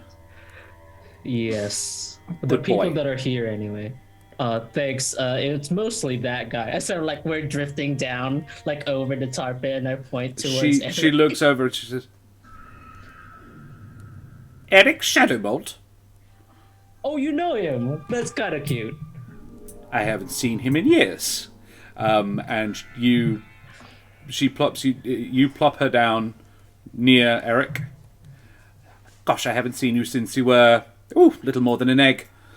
All right, I'm gonna have to go and get more people out. You guys can, reminisce. What do I know of Susan? She is one of the last generation of Defenders of Alderheart. She was a traveling companion of Lazarus, who was a famed savior. He attended several Shadow Malt weddings. He's a Corvum. You would know of Lazarus and his adventuring companions as sort of stories that were told to children, like bedtime, highly sanitized stories, obviously, but bedtime stories like amazing heroes and incredible adventures, like... You leave out the bit where they're screaming to death in a tar pit. Exactly, or the bit where, he dives in front of a fire elemental and then cops a nasty shard to the chest just to save his son's life or whatever. I forget what happened. Stuff like that. Important. Yeah, or you defend her. Yeah, you don't know very much about her. She's quite humble, even for a humble folk. She was a mighty adventurer in her day. She is ancient. This is think the physicality of the Queen. Yeah. That sort of frail, was mighty in her day, but is frail now. Good farted knocker over. Yeah. There is steel in her voice, but not in her movements. Yeah. Lady Susan, it is a pleasure to see you once again. I'm so glad that we were able to rescue you. Sorry, just one moment. Kesh? Yes? I could keep doing this, but Julio said that they might be getting onto us soon. I can go upstairs and do what I did to Scops' ship with lightning. Do you want me to start on that? Look, I think we should wait for them. Oh, do we want to... Bennett goes and gets another. Here. I'm like, Bennett, do you want to take them by surprise or wait for them to come to us? Always better to take them by surprise. It's light. Yeah. But at the very least, it will But distract I must people. ask, how did you get down here? Could we lure some? Well, that's what I'm thinking might happen. If they see a lightning storm wreaking havoc on their base, they're going to split their forces. Some of them are going to try to put fires out, and some of them are going to funnel down here to us. That sounds like a plan. Like, we got down here by pretending they'd arrested me. But this one, he came down later. Oh, that's Julio. He's with us.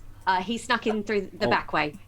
By the way, here's a little bit of food. I have 3 portions of cooked treats that give 3 temporary HP. I want to give 1 to the frail lady and Very well. You do. Find a couple other ones. Would you who give one to need some Thomas, picking up. the badly beaten servant berserk? Yes, Yeah. yes. I want 3 if- temporary hit points? Yes, 3 to the frail lady, to Thomas, and actually the last one I will give to the tied up kid that I intimidated into coming here. Very and well. I'm just gonna give him a little treat and say, hey, just sit here quietly, okay? Okay. Apology snacks. Julio's all about them apology snacks. Guilt all the way. Alrighty. Yes. So, splendid. How many people have we managed to liberate by now? Well, so you've gotten down, Kesh and Eric working together probably managed to get a couple more. You're probably, so you've gotten 5 of the 13 of them. But the work, so Susan turns around and says, well, I know how to levitate people. I need to find my book, though. And she starts Did rifling. I see a book while I was... You did. I did. I will race over and grab it for her. Like, this is it. She goes, that's the one? Give it here. And she says, I don't have very many spells in me right now, but I can grab you and you. Boys, go. So something I would have said while Kesh and I were trying to get people, a point I would have made is that if combat does happen here, non-combatants are going to be safest in their cells.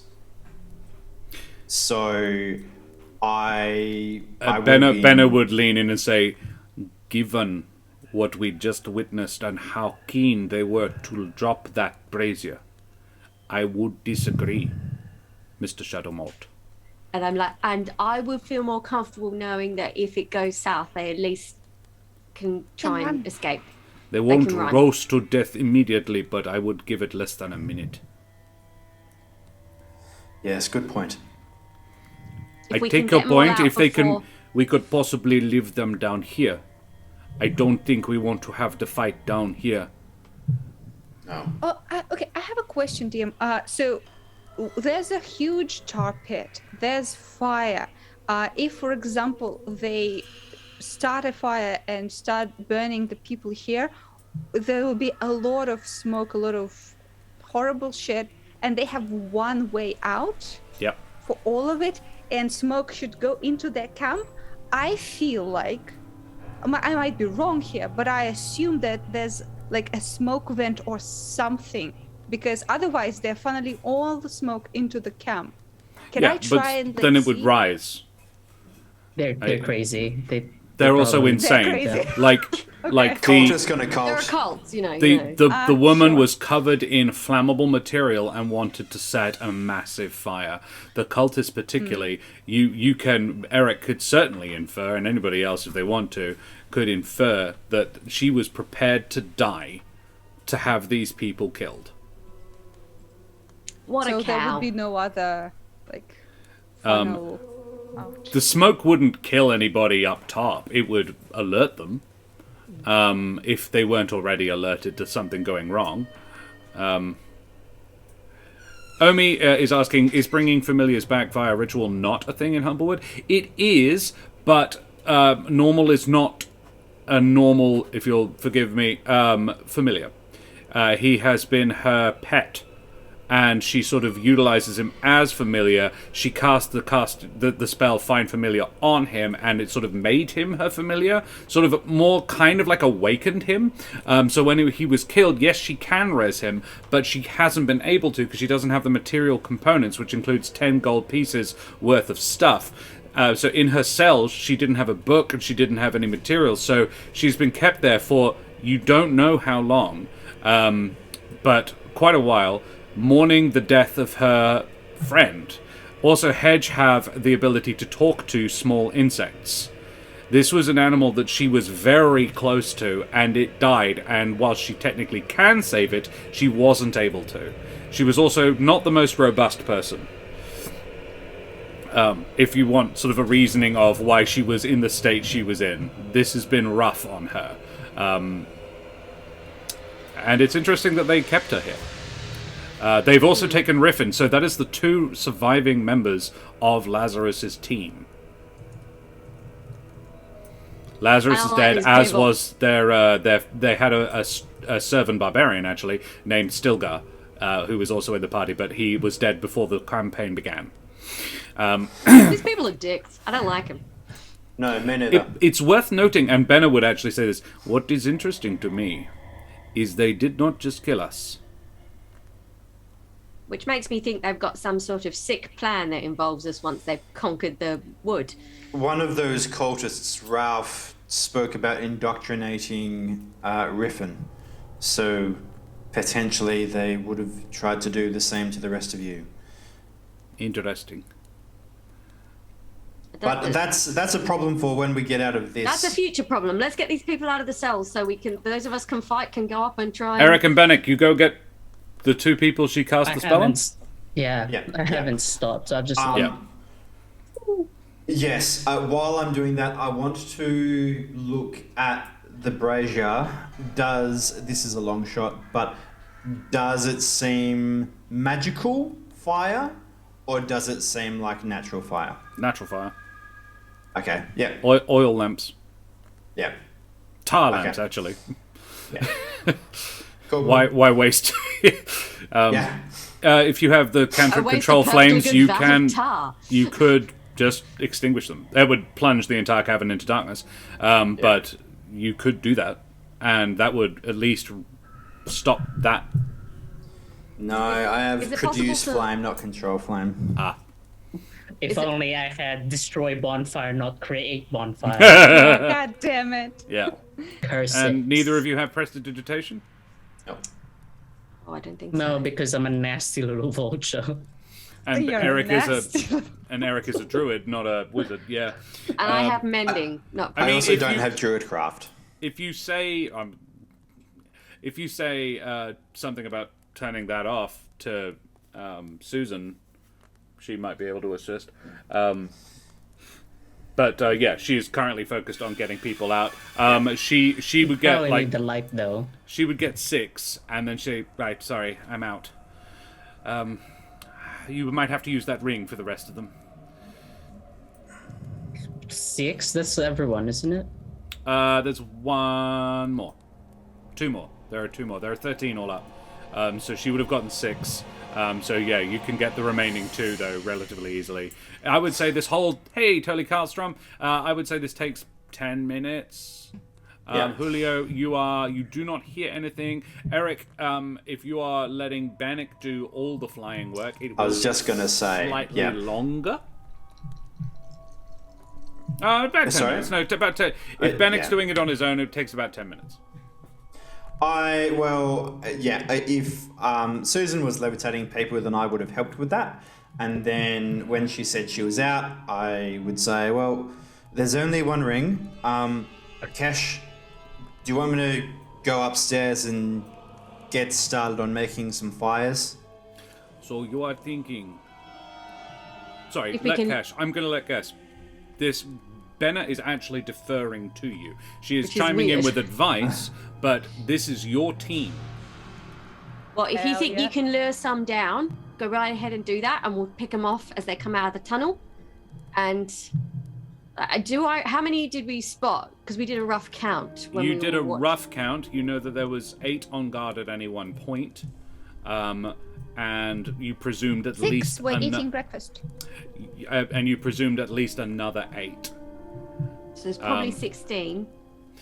Plus the leader, plus the cleric, and Julio witnessed a pair of non-guard looking folks as well in the robes of junior cult members, much like Michael's robes. Right.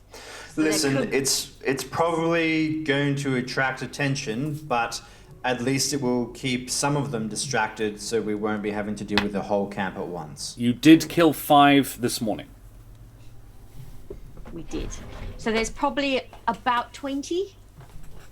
Oof. Benna would say that is a lot, but there are. Well, Vlad, you are up for this, and Vlad would say, "Yeah, just let me at him." You and I never saw eye to eye, Benna, but I'm with you today. And Thomas just snorts again, and Jailer has gotten a pair of short swords from the weapon rack and just sort of runs them together, like just prepares herself, leans back on her tail and kicks one leg out, and knocks the chair that was at the desk into the pit of tar. Julio, you're like, this is a Gerbine. She is size class medium. And you're like, whoa, hey. Yeah.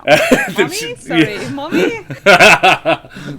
Nani? Can I get into your pouch? Okay, no, not this time. I've actually sorry, written that guys. she has a Russian accent, but she hasn't spoken yet. Oh, I am waiting for that moment. Guys, do you think I can run out first, like wave the documents and maybe get a few of them into the wild goose chase into the forest? I'm quite quick. I think if we can lure them down here, pick off a few more of them, and then rush out and assault the rest, we might be able to clear this whole nest out. And I'd feel really good about that. Very well. Okay. I would really rather you stay with us, Julio. That way you can help us and we don't need to worry about you. You never have to worry about me. I'm fine. But we do. But we do. It's part of being in a team. And if things go really south, you get the hell out of here and get that paperwork. All right. Gosh, to whoever So- you think you can trust. So, Eric, you are going to cause a distraction, maybe alert them. Do you think that they will do anything other than follow you down here if they know there is something wrong in the prison? This is a prison. That is the whole point. Listen, I mean, there's no real way to know exactly how they're going to respond, but first of all, this space down here is confined. They're not all going to be able to get down here anyway at once. And if I just If I don't could like the get a idea of couple fighting of- with my back to a pit of tar. No. Look, I'm by no means a tactician. I'm happy to defer to the two of you. I just felt like they're on alert now anyway. I can give them something to keep themselves busy by lighting some of those wooden buildings on fire. Hopefully take a few of them out on the way. And then once they start mobilizing, I can I think start hitting them directly. you do that, but then we charge out. Kesh, what do you think? Sounds as good a plan as any. The first part of your plan I like, but I don't think we want to fight them down here. We leave the No, civilians absolutely down not. here. Maybe, Miss Susan, would you mind them? Protect them with your magics? And Susan goes, I don't have much left, but I have a few tricks up my sleeves. And she pulls her sleeves up to see, you see like tiny, stick-thin hedge arms. She also has like full spines on her back. Yes, we might go for a short brakelet now that we have a working plan of action. Bennick retrieves the last couple of folks. There are a total of 8 combatants in your group. 2 tied up cultists / acolytes, and a bunch of scared but confident for the first time in a while looking folks, so we will go away from here very briefly, have a quick break. DM trying desperately to get the party to the intended battleground. Not so much, it's just this is a really bad one, and I would abuse there is a massive, very powerfully strong Strig up there who is eminently capable of throwing people into a pit of tar. I'm just saying. So it's not so much the intended battleground as a good one. And then everyone tries to steal my idea. I understand. Hey, look. You're a Plagiarism. trendsetter. It works. It's a good idea. So, yeah, we will go for a quick break. We'll be back 5 to 10. See you later in a minute. Say goodbye, guys. Bye.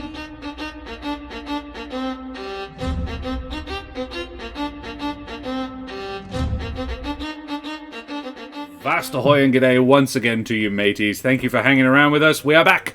And I've put up a couple of images just over there. We have Susan. That there is Susan and her familiar Normal. This is the first time I've seen Susan. That's Yeah, very isn't she cool. cute? She's lovely. Yeah. So cute. I like that she has sleeves, but nothing attached to them. Oh no, she does. Around the She does. back. Okay. There is. Hang on, let me find. Where is Susan? Fashion police with Brandon. No, she does. I genuinely Call like it a it. bolero. There you go. It's It's- just sleeves and a back. Look, No, it's called yeah. fashion. Look it up. Yeah, it's. Oh yeah, she's Good. got You've got to think about the practicalities Okay. of hedge dress Yeah. as well. And behind her is Benna Seridan, who is there. She's missing an ear and an eye, and it looks like fire scarring as well. Damn, she's ahead of me. I Hmm. only have missing one eye.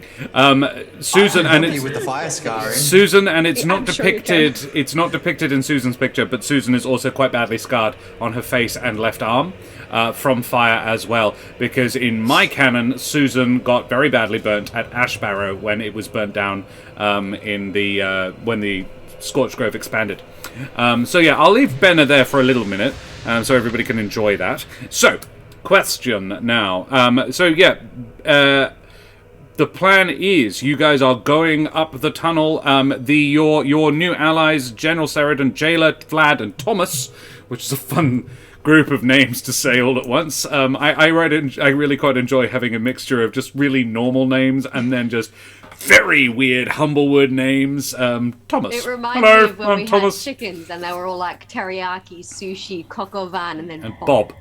Yeah, there is one other, as you are sort of gearing up to leave, Vlad and Thomas have gotten themselves, everybody basically, their only real weapons down here are daggers and short swords. Vlad has equipped himself with a pair of short swords. Thomas has a pair that he has sort of lashed together to make a sort of staff weapon that you can hold in the middle and sort of twirl, sort of Dope.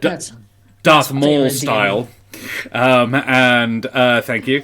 And General Seridan has gotten herself a dagger and a short sword as well. Yes, with one exception, they can all do a riposte or a parry as a reaction. The only exception being Thomas, who gets rage. So I think that balances out. I think that'll be handy for him. Yeah, absolutely. Yeah. Basically, we want Eric to start some fires, see if we can lure a few into the prison and take him out, and then as soon I think as we're you can busted, rush you out can and definitely start. divide them. It's a reasonably large area. And you are in one corner of it. There is a guard behind you, but all the rest are in front of you. So you can definitely divide and conquer, and you are strong in one point. I think that my suggestion would be to stay together. They are spread out. Would it be possible for me and, for example, the sneaky kangaroo lady to walk out first, sneak into the guard tower, and wait for Eric to start shit so we can Take one out. Take one out. Yeah. That would be eminently doable, eminently possible. The Just other be thing, neutral. as you guys are getting, and does Julio? Why don't you say that in character, and Jailer will respond. Oh yes. I come over like, well, howdy there. Hello, Julio. Nice Hello. to meet you. Gosh, you're tall. I am Jailer. Very, very, very nice to meet you. So I see you're a sneaky sort like me. Sneaky. That has been known of me, yes. Okay, so how about we go in first and get up on the top of the towers because there is a couple of guards with bows.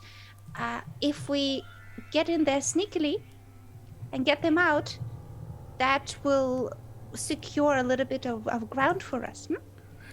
Jailer looks at General Saradin like, what do you think, boss? It sounds like a decent idea. The general will indicate to Kesh, like, give a sort of look of, this is her rodeo. And Jailer will shrug and say, I do not know the layout here. I was not awake when they brought me down. But if Well, you're when sneaky... we come out, there's a guard post behind us. So if you guys can sneak out and around and up and take them out, then we'll have nobody at our back. They'll all be out in front of us. This is a good plan. I will help. Thanks. We will be murder beans together. Murder beans? Is it murder beans here? Merger beans. Yeah. Merger beans. Yes. Hi, Jack. Good to see you. This kangaroo is intimidating. I quite like Jayla. She's a new creation. What kind of weapon does she have? Can I see? Jayla has a short sword and a pair of daggers. She has actually several... She's like a bandolier of daggers across her chest. She has only managed to find 2 to put in them, though. And she looks like... It's like a quick draw for throwing. Is the way she would normally use them, by the looks of it. I will give her... Because I have a single dagger, but I also have a pair of short swords, so I'm going to give her my dagger. You're set for them. Okay, cool. Yeah, she's like... Oh, I still have Julio's pair of concealed knives on my legs as well, so... Would you give them back? I will basically gesture to them and be like, Julio, do you want these back? I'll take one, and you can have one. Cool. I will give her one and keep the other one. You did actually put them on your arms and use them last session. You slashed up Ralph real good with them. Yeah. I blooded them for you. You're welcome. Yeah. DM, I would like to do a vibe check on the prisoners we just released. In terms of their health, do any of them look like they're so injured that a stiff breeze would knock them over? A few. Most of us look malnourished more than anything else. There isn't major injuries except Thomas looks like he got beat up. He like, you don't know this, but yeah, Thomas was nearly killed. You can't really stop a berserk without basically killing them. Frankly, it's astounding they managed to take him alive at all, to be honest. He was General Saradin's primary bodyguard. She left Alderheart for the crest the day after Kesh last saw her, in the company of Thomas and 2 other guys. Well, one other guy and one other woman. The other 2 are dead. And died defending Banner when they took them that night. Thomas was the only one to survive the experience, and he's pretty hardcore, but yeah, he's badly injured. He has, for you to know, because he's an ally of yours, 27 hit points plus 3 temporaries, so he is a 30 hit point guy. He can, however, use rage. So he's functionally 60. For all non-magical attacks. Vlad is 27 as well. He and Thomas use the same stat blocks. Jailer is functionally a Jerbine swashbuckler. But as in, it's actually in the book. There is an NPC class, Jerbine swashbuckler. She is sneaky, bouncy, 34 hit points, armor class 16. She's pretty good. General Nothing Saradin, about the phrase Jerbine swashbuckler does not fill me with joy. General Saradin has 65 hit points. And the other thing Thomas can do is charge. Cool. Lower the antler and charge. Yeah. General Saradin can't do that. She is not that kind of surgeon. Servant. But one other person steps forward. While you're checking the vibe on the group, you see another servant, a young woman. And this is worthy to note. She is in the robes of a priest of Titan.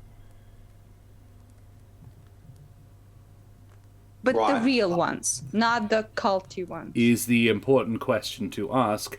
These have badly been torn and ripped, which is why you notice now she looks not brutalized, but they have defaced any symbols of Titan on her person. People suck. Yeah, she fuck she 'em. looks like a genuine Titan worshipper. Yeah. And she says, General, if I may help, I am no fighter, but I do know some healing magic. Perhaps I stand at the doorway and cast healing magic when needed on you. And the general will turn and put her hand on her shoulder and say, Michaela, that would be very brave of you.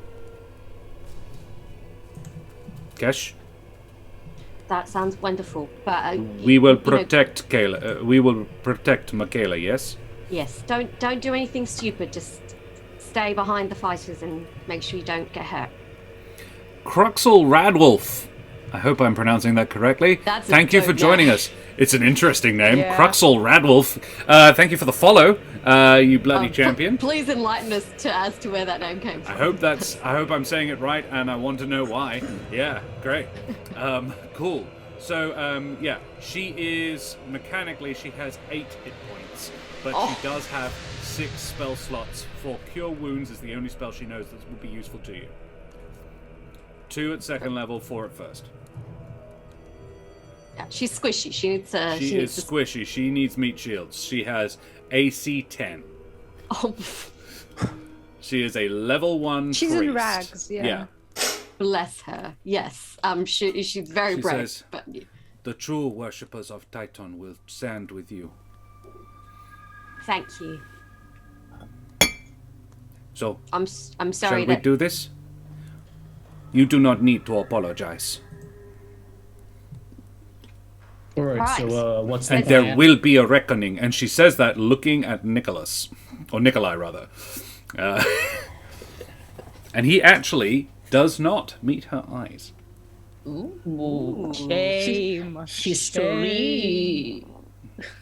Susan says, well, come on then. Off you go. I want to go home. Fair enough. All right. Fighters up Mage front. armor. Wait, rogues up front, then fighters. Sorry. Yes. Yes. The Gerbine patrol, the murderers.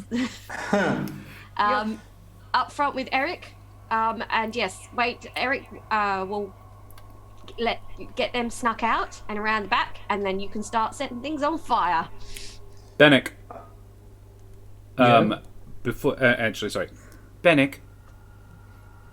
One thing. And she hugs you. Oh, it's very awkward. I still don't know Susan, how to navigate hedge spikes. Yeah. And as she pulls back, you feel that she has cast mage armor on you. Like, No temporary hit points for you, Dick. I still get a spell though. How dare you?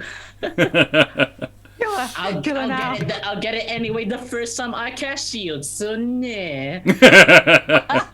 Thank you for the free spell slot, Susan. You're cool. I love being Susan. DM, I have a mechanics question about how my hardihood works. Firstly, I think you've used it today, haven't you? Yeah, yeah, but it's got 3 charges. Oh, okay. I think. Does it? Invisibility is a concentration spell, I believe. Yes, it's not. The hood does not maintain concentration for you. Yeah. Okay. Cool. That's what I wanted to know. It's not OP. Sure.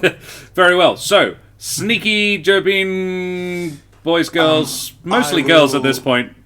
I'll give you 3 minutes. Or I would More give than them enough. 20 seconds. I think technically speaking, they only need 6. All we need, baby. Well, Okay. count to 10 really slowly. Pretty much. Pretty much. Before you start, it's like, yes. Jailer will turn to you and say, "On my signal, unleash hell." I'm like warm with my lightsaber dagger. And it's like, it's this long. Ready. What I will do, DM, is I will bring my hardihood up. I'll get out of these fucking cultist robes because Valid. fuck I that. tailored them specially. I fold them neatly, but I don't. They wanna look wear so them good right on now. you. Don't say that. I was kidding. I do not think that. I look horrible. Take them off. I bring my hardihood up and I turn invisible. And when we open the door to let the sneaky rogues go out, I will join them so that I'm outside and can have a clear view of the camp. Very well. Everybody sees you disappear and therefore knows roughly where you are. Very well. You head out. I'm going to put the map back up, and I'm also going to hide Benna because we all know what she looks like now.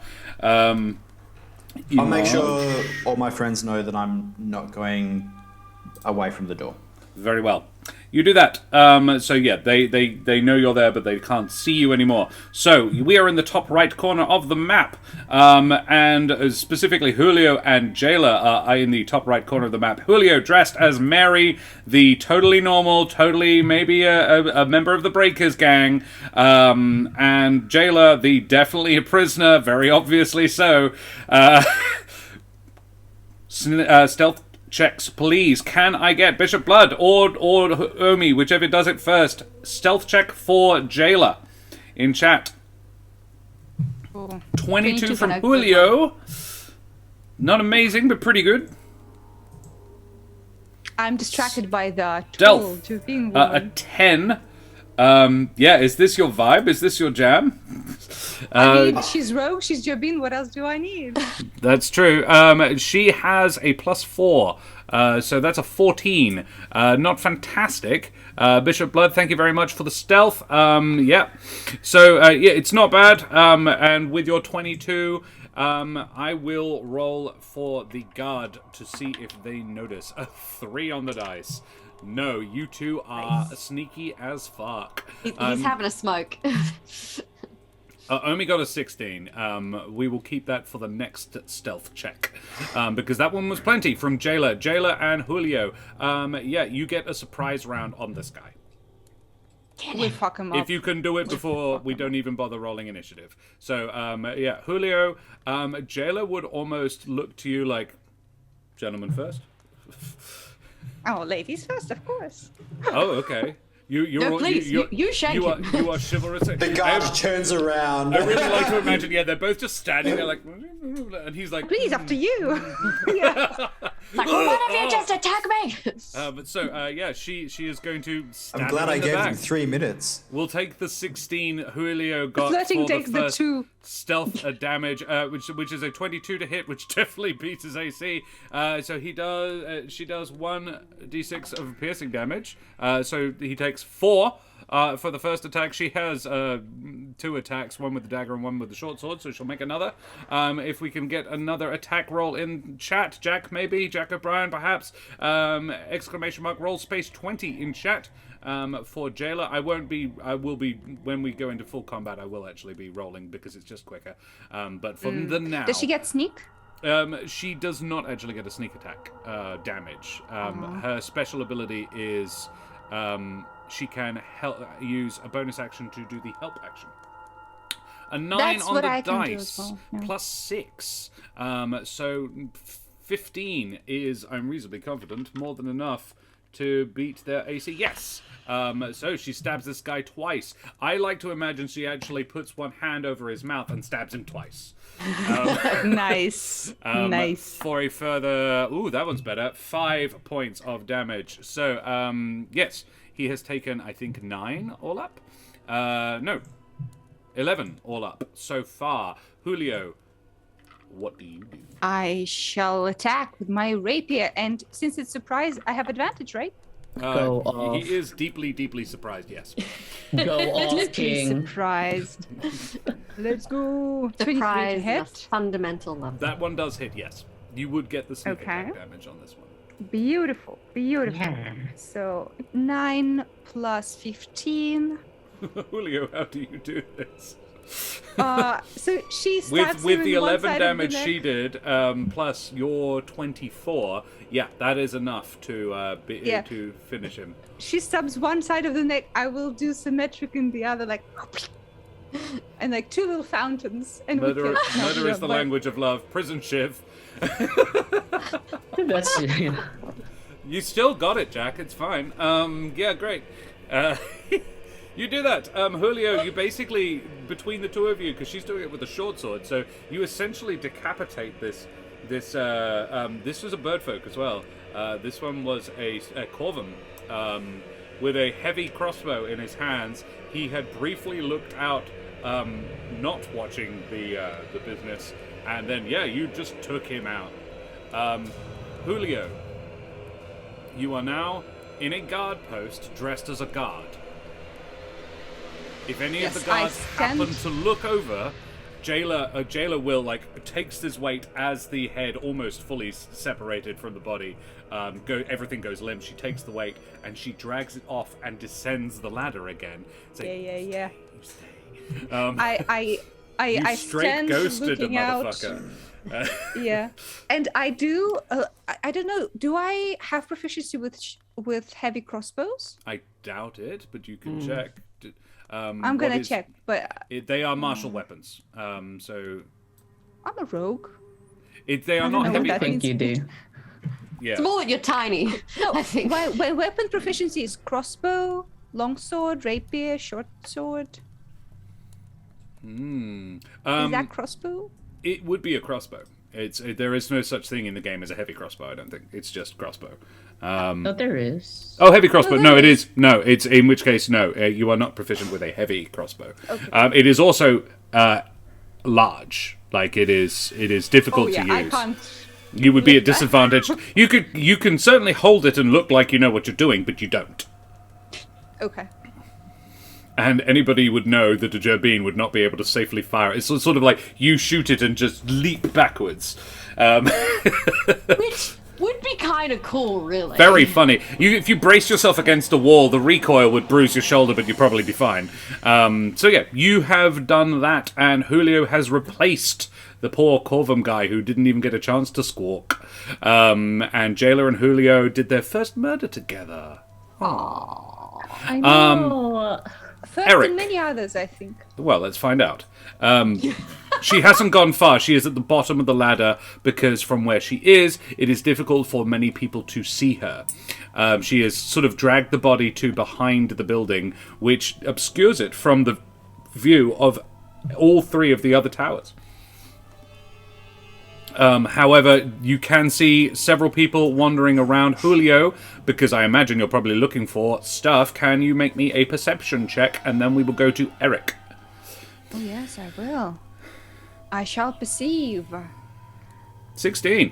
Julio, 16. from your vantage, you can make out the cleric woman is walking back to her lodgings. The large man has just re-entered building 3.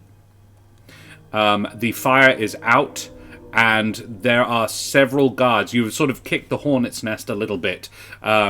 You can now see, aside from the 3 in the 3 and yourself on the towers, you can also see 3 more doing rounds of the area, and I'm going to roll for it. And the big guy looks like you see him walking towards building 3, and then he stops and he goes and looks at building 6. Eric, you would probably also witness this because he is about 30-40 feet away from you. I would say 40 feet away from you. And in full eye line, you're invisible, so you can be standing there next to the well, essentially. And, yeah, you can see him. And Looking my way. he is looking towards the prison building. Yeah. And it looks like something just crossed his mind. Yeah. Didn't do it particularly quickly, but it did do it. Yeah. Wasn't I- a sudden thought. It was like a. Wait Okay, a minute. I had meant to do this before, I forgot, so let me know if I can't do this retroactively. I wanted to have summoned Hope in the upstairs portion of the room. Very well. And left I have no her issue with in- Great. So she's up and inside her. I've Hiding. told everyone. Yeah, I've warned everyone. I am attuned to an elemental familiar. It's fine. Please don't freak out. Here she is. Boop. I want to look for one of two things. Either a clump of guards or a particularly vulnerable looking building. Best guess would either be 2 or 3 for buildings. There aren't really any clumps. They are sort of spread out searching.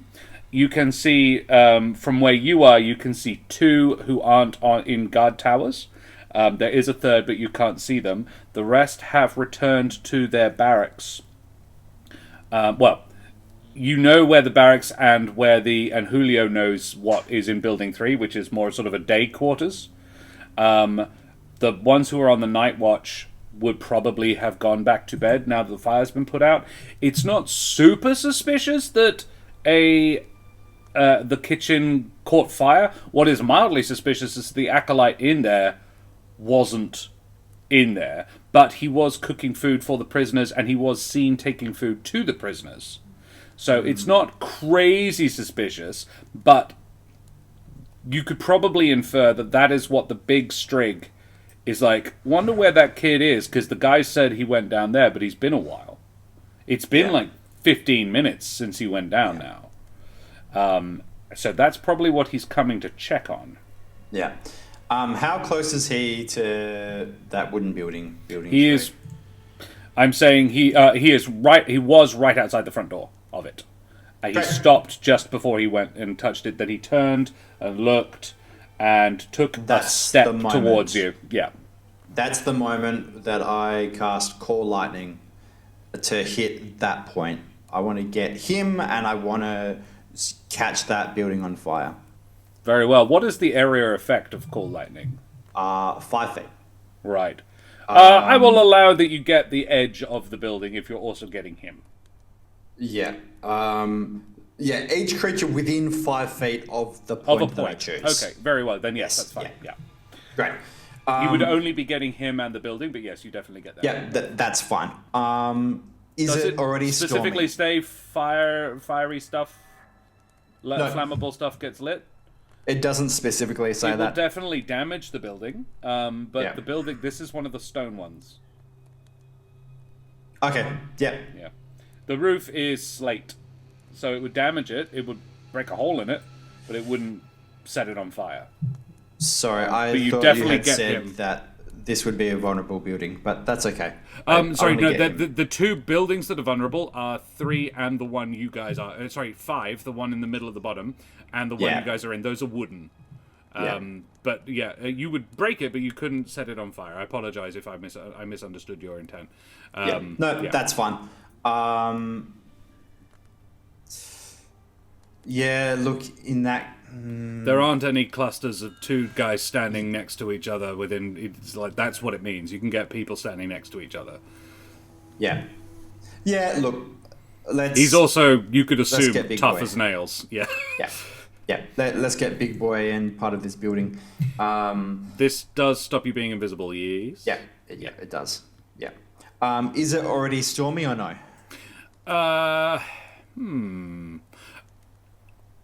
Is the weather appropriately spooky for this prison? Yeah, I'm wondering. Well, let's see. Let's randomize it because I'd never specifically said, but it could be cloudy out. So let's have a 1d3 in chat. 3 is the number we are looking for. I would say there's a 30% chance of rain. So somebody 1d3 in chat, and that will call it. Exclamation point roll space 3. I mean, is Brendan wanting it to be already stormy? Yeah. A 1. It is not. Sorry. Okay. Wait, that's not fair. It was a mistake. It was roll E. Rolled a DE. DE. Yeah. It's got a DE, 1 on whatever the that dice. is. Okay, try again, Omi. Roll an E. I said roll 3, not roll E. I'm confused about why it chucked up a number at all then. Yeah. Just wanted to be sure that we can That's still the have power of rain. Omi. Valid. Okay. Yay! Omi for the win again. Okay, it is cloudy out. Yep. Yep, great. Fucking Omi. Great. I point at a cloud that is already over us, and that cloud suddenly gets very dark and Stormy, yep. and then sends a lightning bolt at Big Boy. This gives me an extra D10 worth of damage, which brings it to 4d10. Right. As in the weather being stormy already. I like it. Yeah. Nice. Cool. And I will do that damage. Derpabine, look. Hey, look. Grass. I don't understand what that's in reference to. Unless you're enjoying some. I think touching grass is a meme now. Maybe okay. that's what it is. Yep. That is 17 points of lightning damage.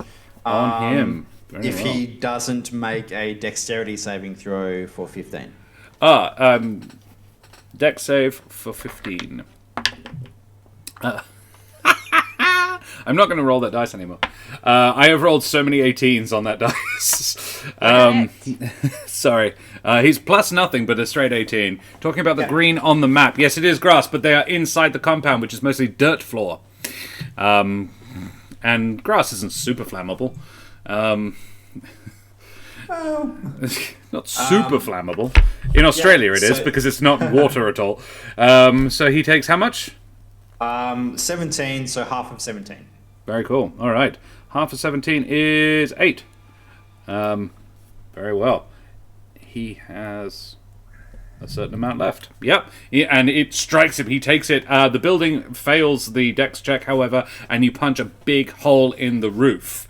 Roll me, Brendan, or someone, actually, Derpabine. I'm guessing that's probably not it, but yeah, Derpabine. Would you do me the immense favor of typing ! roll space 6 in chat?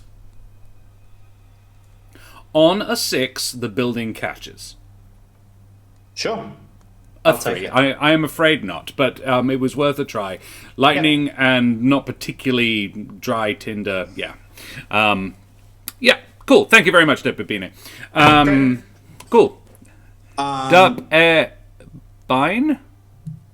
Derpabine. Maybe. Derpabine. Okay. Derpabine. Cool. Thank you very much for the follow as well. Champion. Lightning hits this big streak boy, and I... And you pop into My existence. hood comes off, and I say, hello, and then I run into the prison. Oi! He is going to follow you. He draws a massive mace, and he was like, "You! We've got a problem! 2 arms!" and roars. And it's actually as he roars, 2 arms, there is this, and I'm not wanting to do it because my housemate is sleeping. It's almost like a bear's roar. Those of you who are in the shed, you are, you can see Thomas. I mean, you're all sort of very crowded in. It is a 10-foot square box that you are all standing in, so there could be literally 4 or 5 at most of you in there. So the question is, well, Jailer and Julio aren't in there. Instead of going into the door, I'm going to go around behind it, around the corner. Lead him round to Jailer and Julio. Not a bad idea. And also lead him past the door where Kesh is like... Yeah. Kesh, I will, and Bannock if he likes, I will allow a held action with your bows.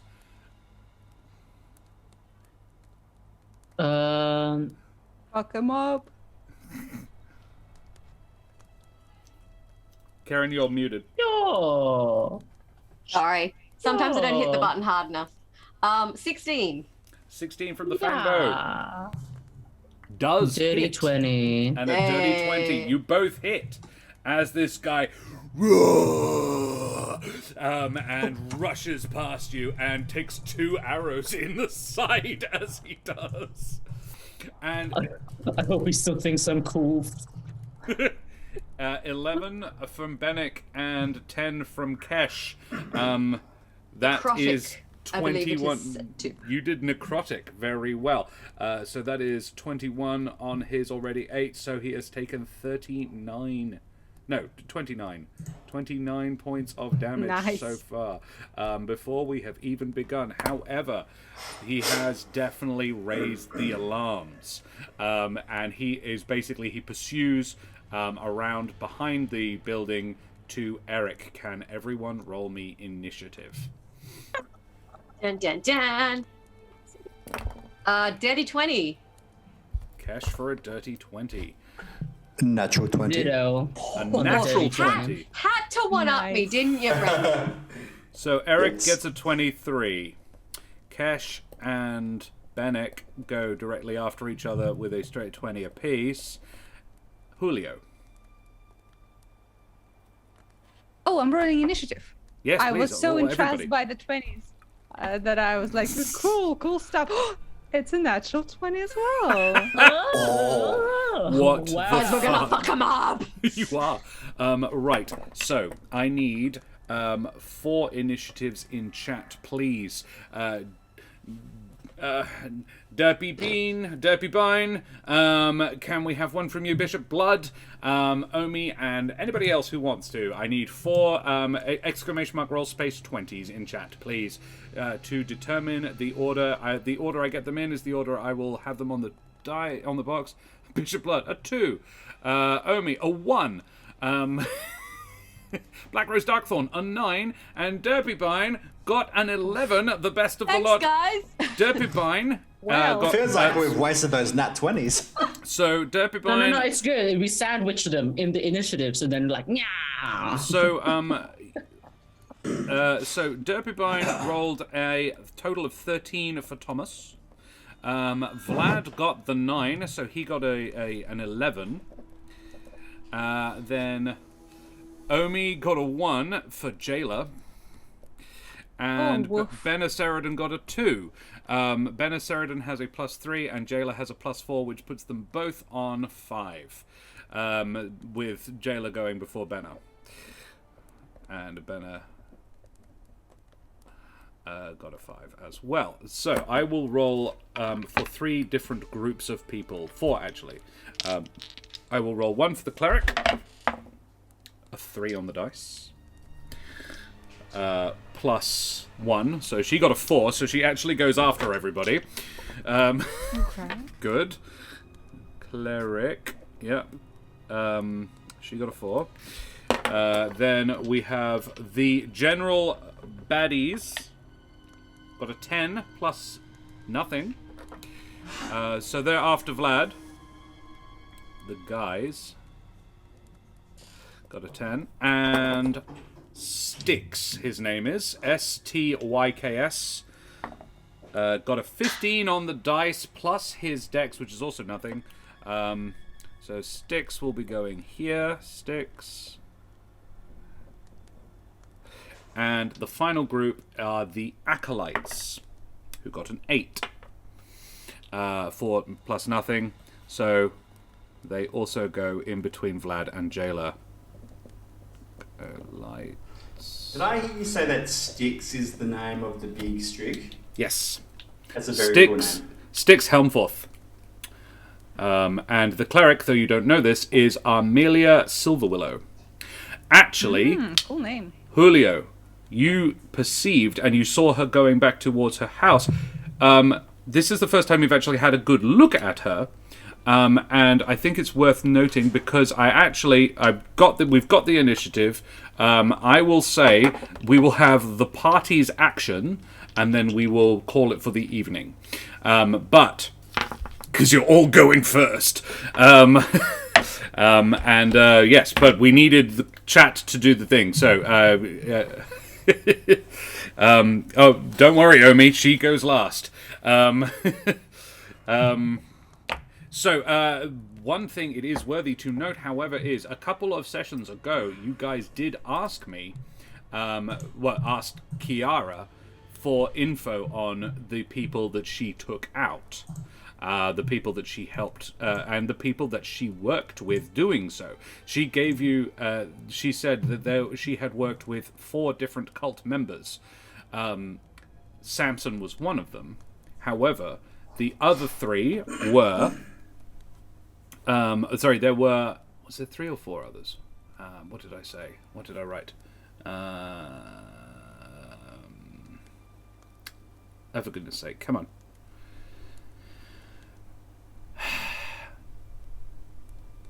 Mostly written... No, not that. Come on, Josh, where is it? Ah, yeah, here we are. The 4 others were... The 4 were Samson the Loomer you guys killed, an elderly Gallus who gave their name as Joseph, 2 raptors who seemed to work as a pair and had the look of siblings, if not twins, and they both insisted on being called Fel, both of them. And the last, they were the 2 who helped subdue Riffin, specifically, as well. And they knew how to handle themselves. She said, like, these 2 were good. Like, as good as me. And that's not something I say lightly. Samson was the new guy, and... So what was the one between Samson and Fel? The Gallus... Yeah. Joseph. However, so the first one was the Gallus, Joseph. Then there was someone who helped them do 3 other missions. This was a younger Strig woman whose name she gave as Armelia.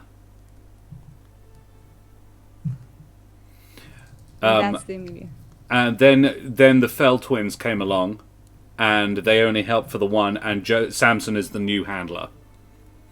And you recognize from the description she gave that this woman is Armelia. You've never heard her name, but you get that that's her name. You find that out. So, there you have it. That is all interesting and useful information possibly to you. So, guys, Julio, you are up first. What do you do in this combat? You have a crossbow. You could use your own, or you can fire the big one. I have a short bow of my own. Yes. Yeah. And there is I see. the way where we begin this is this Strig comes barreling around the building, hotly pursuing Eric. It was like, Jailer. I'm cooler than that. Jailer is sort of like waiting behind this building. Eric doesn't necessarily know that, but Jailer is waiting to like clothesline this guy as well. Julio can see that. Jailer's like 2 short swords out, like, oh yeah, boy, like looking at you like, hey, want to help me murder another guy? Yeah. Definitely. I definitely want to target this guy because we need him out of Eric's way, or Eric will be mush. We gotta do that. Very well. So you are shooting that guy. He is quite close, so he would definitely be within 30 feet of you. Yes. Wow, And about 50, I assume he but, does not. yeah. He does Short not. range. He does not know where I am, so I'm still. He hidden is from not here. aware that you are not a guard. He knows you're there, but he thinks you're on his side. So I'm And having in fact, he advantage is of this. indicating, he was like, shoot him! I will. Yes, Oh, sorry, I will missed. definitely. Make me an attack roll. This will definitely Ooh, be a thank God. surprise. 23. Oh, okay. 23. All right. So that's damage. It's damage. 7 on the dice plus 3d6. 21. 21. A straight 50 points of damage to this guy. And I will say, "Oh no!" And I try. Deception to, like, check. Oh, okay. He is not far behind Eric. It's actually believable that you missed. Oh, not that much. Not No, that it's like- believable. Betrayal! And he The is shaded in green is noticeable. yeah. And he is raising his mace. Eric, he's about 15 feet behind you. What do you do? Oh, and I would like to anything else? drop Sorry, down Julia. on my belly. I will just drop down so that if people start You are shooting me, prone I am and therefore not... difficult to hit. Yes, Yeah. yes. In fact, the only 3 other people in the whole complex who can now see you from your vantage point are the other 3 in the towers. Yep. That's Very why well. I'm worried. So I'm gonna. I have this mental image of Julio Naruto running along the top of the walls to get to the next. I might. That's how Eric ran away from Yes. Styx. Cape behind, fluttering along his hidey hood behind him. Yes, Eric, speaking of fluttering along, hidey hooding behind you, what do you do? What a great segue. Suke running He's down. 15 feet away from me. Call lightning on this boy. Make another dex check. Another dex check. Roll another 18. I really want to use the dice. I really want Nope. to. Nope. I didn't roll an 18. You rolled 19. I rolled a straight 20. Did Hold you roll the it. same die? You I did. I promised used the us. same dice. This is the Styx dice. I'm You going to call said, this "Oh, I dice should-" Styx from now. I said I shouldn't. I You didn't say I fucking wouldn't. said- We live in a pit of I gotta lies. change it. That's a real shame because I rolled a 29 damage. Oh, he's still going to take half of it. Yeah. Which. Eric, how do you do this? No way. What? He had 10 left. You've Okay. wailed on him. There is a lot of damage that has been dealt. Like, he just took 2 arrows in the side. He took a Julio sneak attack arrow. He has been shot 3 times and lightninged in the last 10 seconds. He's having a really rubbish day, and you just beat his remaining hit points by 4. So yeah, how do you do this? Okay. I'm going to take some liberties. Are you now? You think? Let me know where the limit is. I I mean, you kill him, so how do you do it? I gesture down from the sky and lightning strikes him, and he is set ablaze. And I look over to Jailer like, to Julio, who I can see there, like. So I'm not even It would have to looking be at Jailer him. because you can't see Julio. Okay, Julio is so lying Jailer. flat. Yeah. Jailer goes, nice. I'm Sorry, not sorry. even looking at him Nice. as his flaming body turns around and goes into the camp and maybe sets something on fire. There is a Okay. convenient pile of hay that he sort of boom, and he collapses into a pile of hay. And Bishop Blood can make me an exclamation mark roll space 6 in chat. 6 is what is needed to ignite the hay, because it's lightning. You don't get set fire by it. Sure. 3, no. The Your lightning bushfires bolts and- disagree with you, Josh. Lightning Yeah. absolutely sets things on I'm sorry. fire. Human bodies is what I was meaning. Feathers are surely Not dry tinder. somewhat flammable. No, he is quite wet and sweaty. Remember. Oh, We do. We do. don't want to Stop remember. reminding me. He's quite moist. No.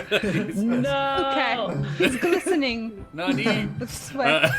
All right, you do that.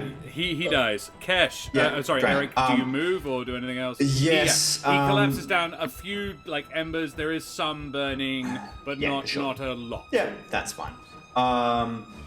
Hope, here. I'm going to kind of cut line of sight between me and the rest of the camp, and Hope is going to come alight on my shoulder. That's me. So what are you doing? You are sort of heading along the top wall, No, I'm just standing where you are behind the building. Yeah. Yeah. Very well. At least he died Because like after that, getting that's some. Yeah, true. fairly. Yeah, because like that wall is kind of behind the. You're in a relatively northwest defensible corner. spot. Yeah, absolutely. Yeah, cool. Yeah. Like it. Alrighty. Kesh, your turn. Okay, With what your can I see? straight 20. What can I see from? You can see the far wall of the building that you identified as a chapel. You cannot see anybody else, really. You're looking out of a door, so your field of vision is relatively narrow. You saw an angry giant owl barbarian run past. And It sounds like he just got taken care of. So yeah, there's a lot of screaming, squealing, and popping of things being lit. we have a bunny in the room. Whoa, there's a bunno. Hi, Tori. Hi. He's literally got his back to me right now. I want to be warm, not cuddled. And I just want to throw out there, I really appreciate I assume this was after the murder, Bishop Blood saying, "What an absolute tar pit." Yep. Bunnies are What cute. murder? Bunnies no are murder cute. here. Derpabine, Karen, if you want to go and if you want to grab a rabbit after you've had your turn, that would be cool. Yeah. What do you do? You can't really see anybody from where you are. Cool. So I can't see any enemies. I can't see any guards on duty Not or really. anything There like aren't any visible. that? Okay. Cool. Can I hold my action then, please? Yeah, you can. I'll hold an attack basically until I see someone to shoot at. Very well. So you're waiting for them to cross your field of vision, knowing that there is now like a lure. Well, he just outside. shouted, someone's going to come any second now. And when they do, Very well. they're getting All right. a necrotic arrow to the face. Nice, like it. Bennick. The hunt begins, lads. Boys, I boys, cast boys. haste upon myself. Yes. Very well. Gotta go fast. Fast boy. And then with my hasted action, try and parkour up the wall. Nice. Like inside the building? No. I go out of the building, and then I will try and go onto the battlements or something. I'm just gonna start There are probably no dealing with the guards. battlements. Is there like a tower? Yeah. Where's the I'm in the closest tower and I'm lying down. Can I help him with the the tower hand? behind you, behind the building in the north, in the top right, top left corner, is the nearest tower. But you could probably get to, with haste, you could actually get to the south left corner as well. I would like to do that, please. Very well. You would be out of actions. You would have to use your action to get there. But yeah. That's fine. Yeah, so I do that. the great hero Bennick, totally a member of the bird cult. You want to go skateboards? Will arrive in the tower with this other cultist. Like, now I know this isn't your forte. I know this isn't your forte. Make me a persuasion check. Persuasion. Okay. 31. 31. Excellent. Not even he goes. natural one, just dirty. Yeah, The guy looks at you like, one. No, not a chance, mate. And he draws a big mace. It's not his turn, but yeah. It is what it is, I guess. And Bennick is what it is. It's like, oh shit, that's dope. I'm having that when I finish with you. We has a Slimy bunny bitch. in the stream, and guys, I think we will leave it there. Or Tori. This is Karen and my Tori bunny. He's Karen's bunny. He's not mine. He is 6 years old and a very happy bun. So, thank you so much for playing with me, guys. That was fun. I think you had a really good plan, and I think you're executing it well. So, chat, we are going to do now what we like to do at the end of our sessions, and have our favourite moments for the session, because I thought there was some really solid roleplay, and even if there wasn't, we're still going to do it. So I'm going to put Susan back up, because we want a picture of Susie. She's such a sweetie. Yeah, we're going to talk our favourite moments. So this is something we like to do. We borrowed it from the dreaded GM, and it's really just, it's good and affirming and nice, and it's difficult to be a creative, so it's useful to assess. Hey, Thamiel, good to see you, my friend. I saw you come in early, actually. I know this isn't the first time you've arrived, but good to see you. Thanks for joining us. So who would like to go first with their favourite self moments or favourite other people moments? And chat, if you have favourite moments for the cast as well, please chuck them up in chat. We'd love to hear what you think. I would like to... Oh, sorry, I was just going to start the ball rolling on Kesh. No, you go for it, Brandon. Kesh really, and this is partly a DM thing as well, but Kesh really stepped up as the general of this combat, of this encounter.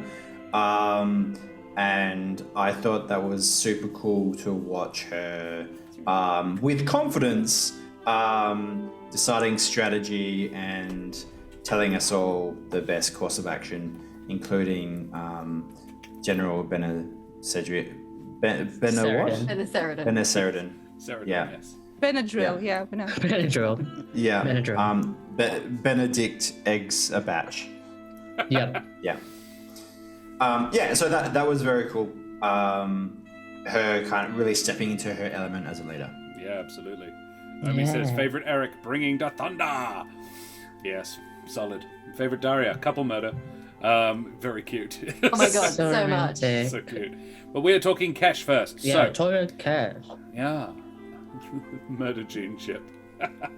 Which one? I have so many. Yeah. Yeah, talk about Kesh first. Kesh. So, Oh, okay. I love that Kesh is so like helpful. Like when this lady brought up the fact that she can help, Kesh is like, oh, I rushed to get her the book. She's like very action oriented, which is understandable in the situation, but I really like it.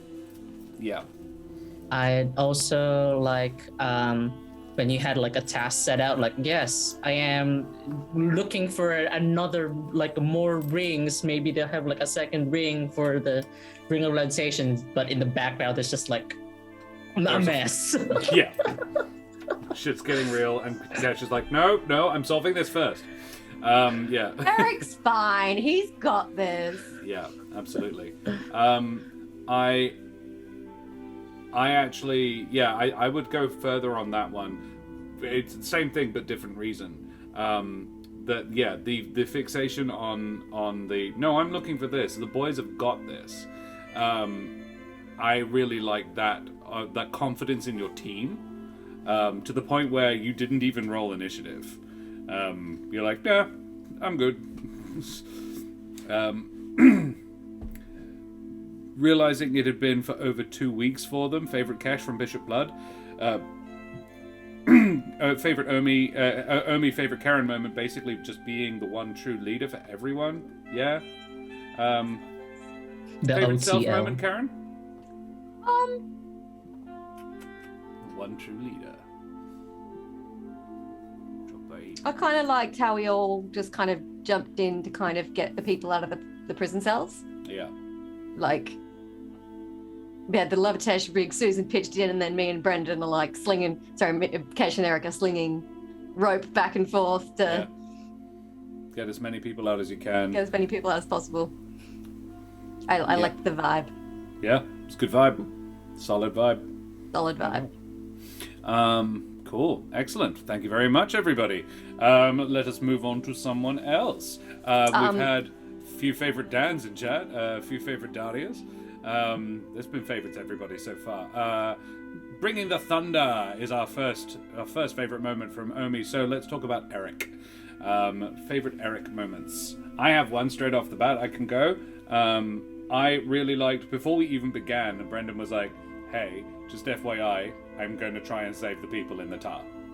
Oh, that was not a favorite moment. Yeah, we did not like that. Oh, Love our Boo. Eric's very murderous, okay? We love them bloodthirsty. commits to murder. I'll describe I said this to Josh. After the last session, I was in the shower thinking about how things went, and I thought about how gruesome a murder or how gruesome a death drowning in Tyre was, and I'm like, I think I need to fix this. Almost more so if you consider the D&D drowning rules, which means it takes nearly 2-3 minutes to suffocate in D&D based on your cons mod. If it's like minutes is the number of your plus con mod is to a minimum of 1. So you can hold your breath for at least 1 minute, slowly drowning in a pit of tar. But they can just think about their cultist life choices for the last 3 minutes. You know? Yeah. Look, I'm not saying they were good people. The first, the main moment that I liked is when Eric was like so cavalier, so intimidating, and then he falls into the pit and is like, well, this is embarrassing. Quite awkward. This is a turn of events. How about a truce? And the guy's like, I love the hubris there. I love it. Karen?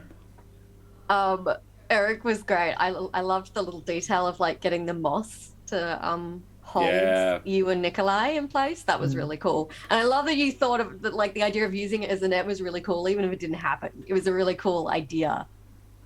Problem solving kind of thing you came up with. I love creative uses of spells like that, and I will normally, if it's not game breaking, I will normally allow.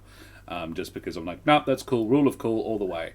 That would have been my second favorite Eric as well. We have a Bishop Blood favorite Eric, smiting sticks and stones, and then greeting them and pissed off like a goober.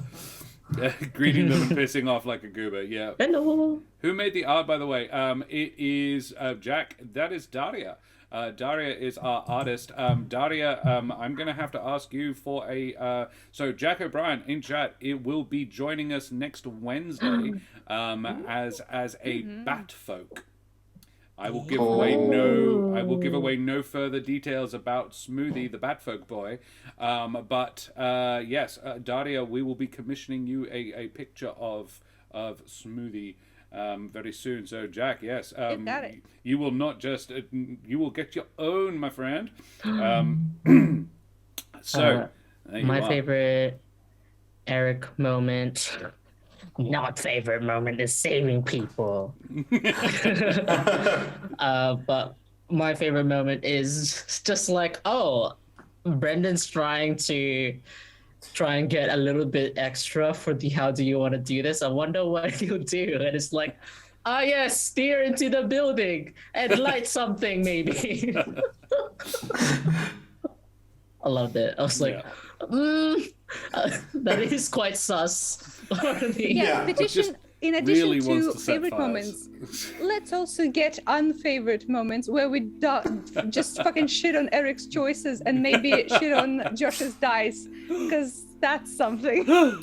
I feel like it should only be directed at Eric. That feels on brand for us. Yes, of course, because Daria, you have played with Jack. Yes, I have. Mm-hmm. When I discovered how good your art was, and that's why Daria is our channel artist. By accident, by the way, because Des was like, "Hey, if you're not gonna show them, I will." I'm like, "Okay, fine."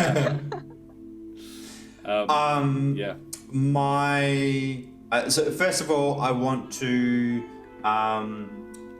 make a correction that it was Julio's idea to use the moss as a net.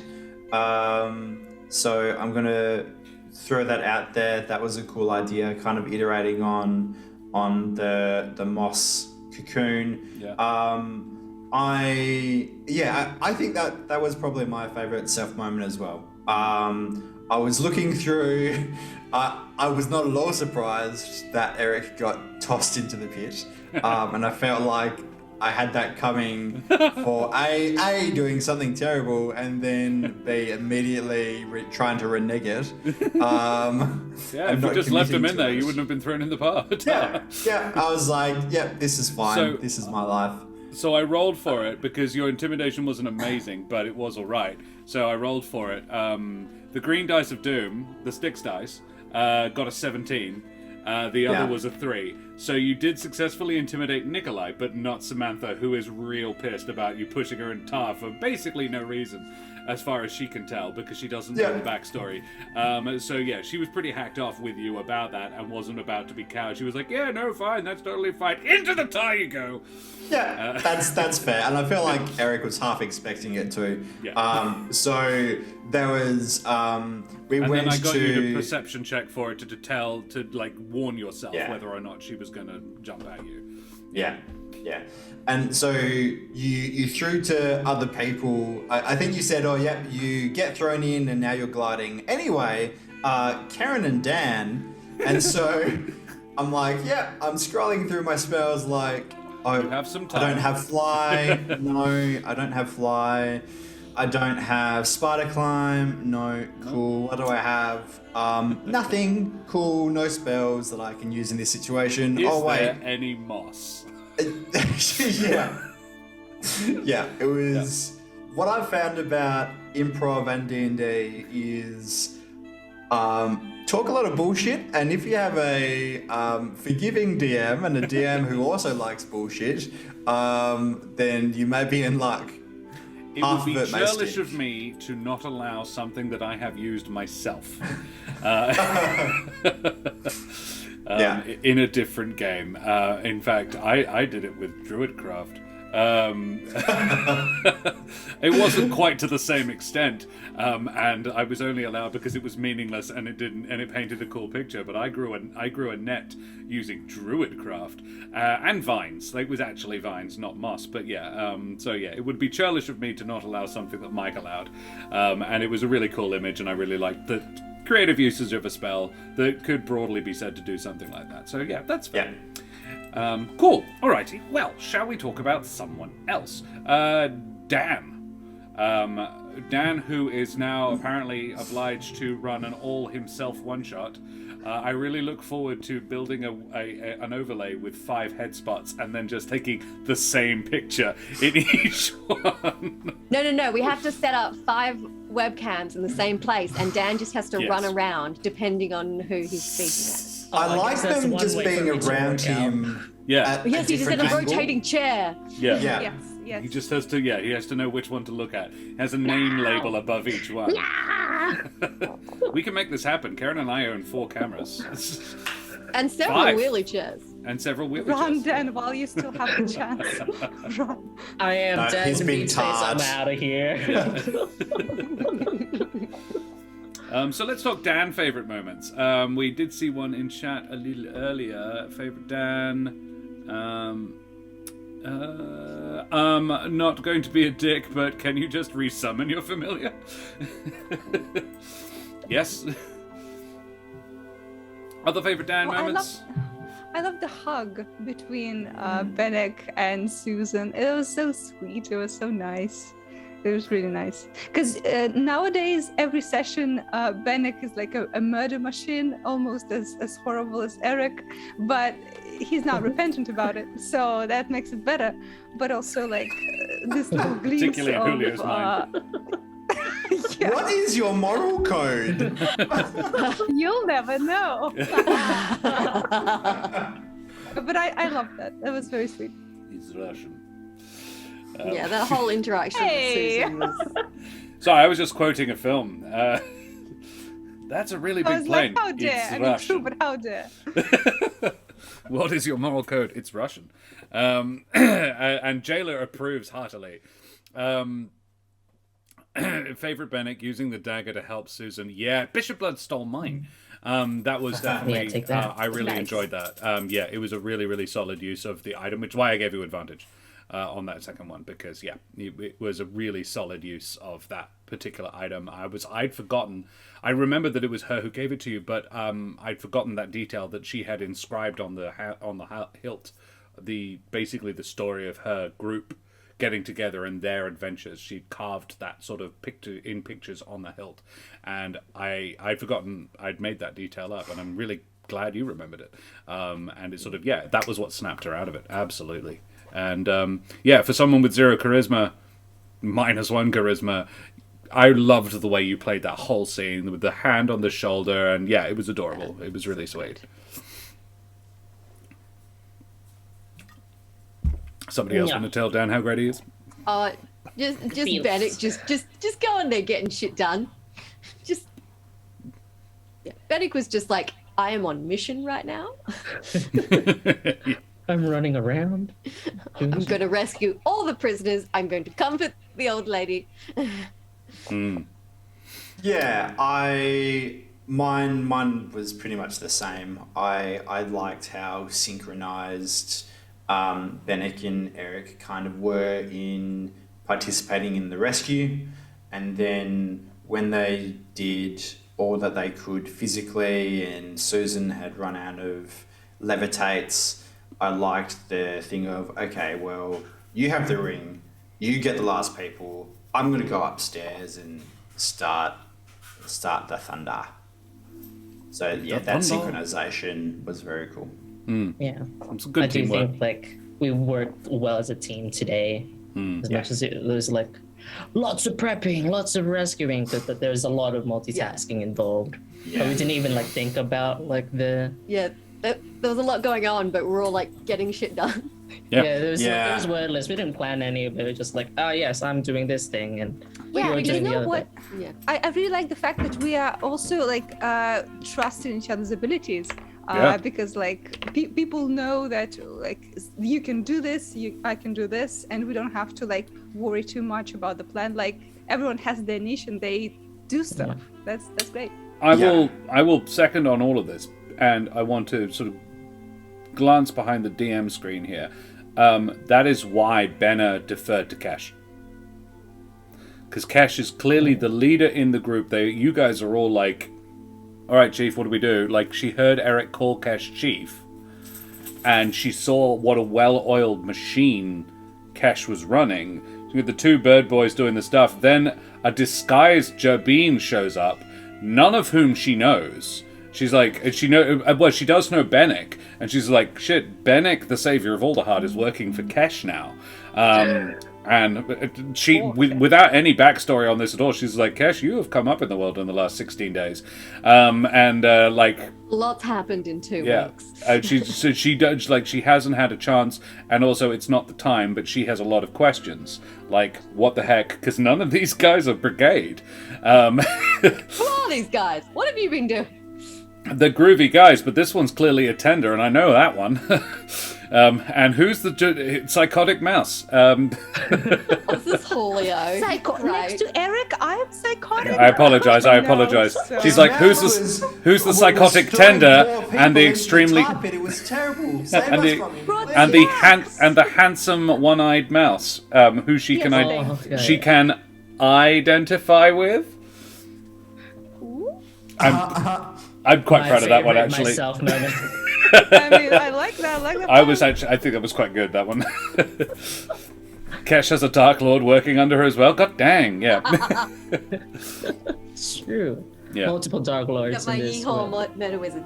Yeah, she's got 2 Yeehaw Murder Wizards and Julio, who's just a straight-up murder wizard in a different way. Favorite self moment, Dan?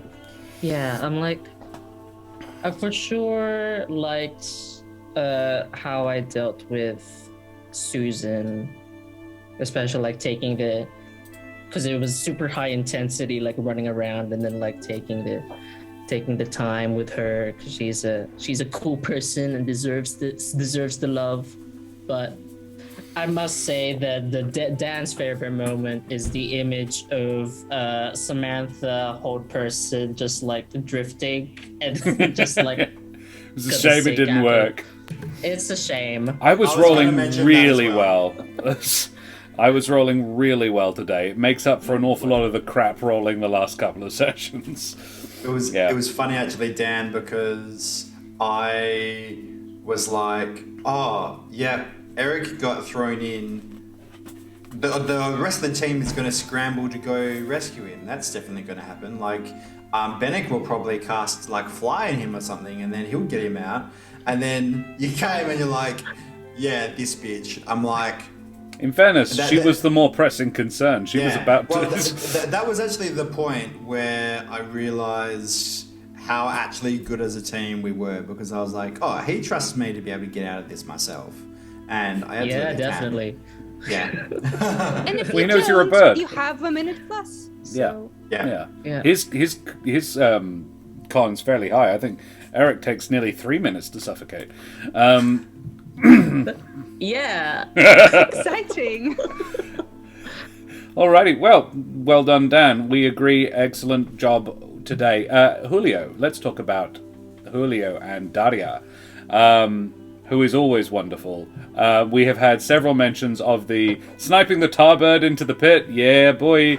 Damn it, Bishop, are you taking me too? Because I was just like snapping them out. adjacent favorite moment to mine is how you just like swiftly dealt with Samantha. Yeah. The fact that the rogues get stealth sneak attack on reaction is great. Yeah. Because that It can't does get make away with sense, but it's rough. Yeah. So it's once per turn, but not limited to once per round. Yeah. So that's why forced movement spells are so useful for rogues. Yeah, absolutely. My favorite Julio moment's a little thing, giving Michael the treat. Because Julio is a murder hobo with a heart of gold. He's a murder bean, merger bean, with a heart of gold, and he's a sweetie. And then just straight up decapitating a guy with Jailer.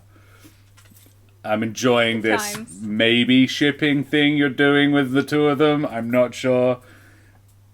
Both the names begin with J, which is hilarious. Practically every Jobeen in this world has a name beginning with J. Oh, I mean, I think that's like a cultural thing, probably. Jude has 16 brothers, all of whom have J names. Wow. Yeah.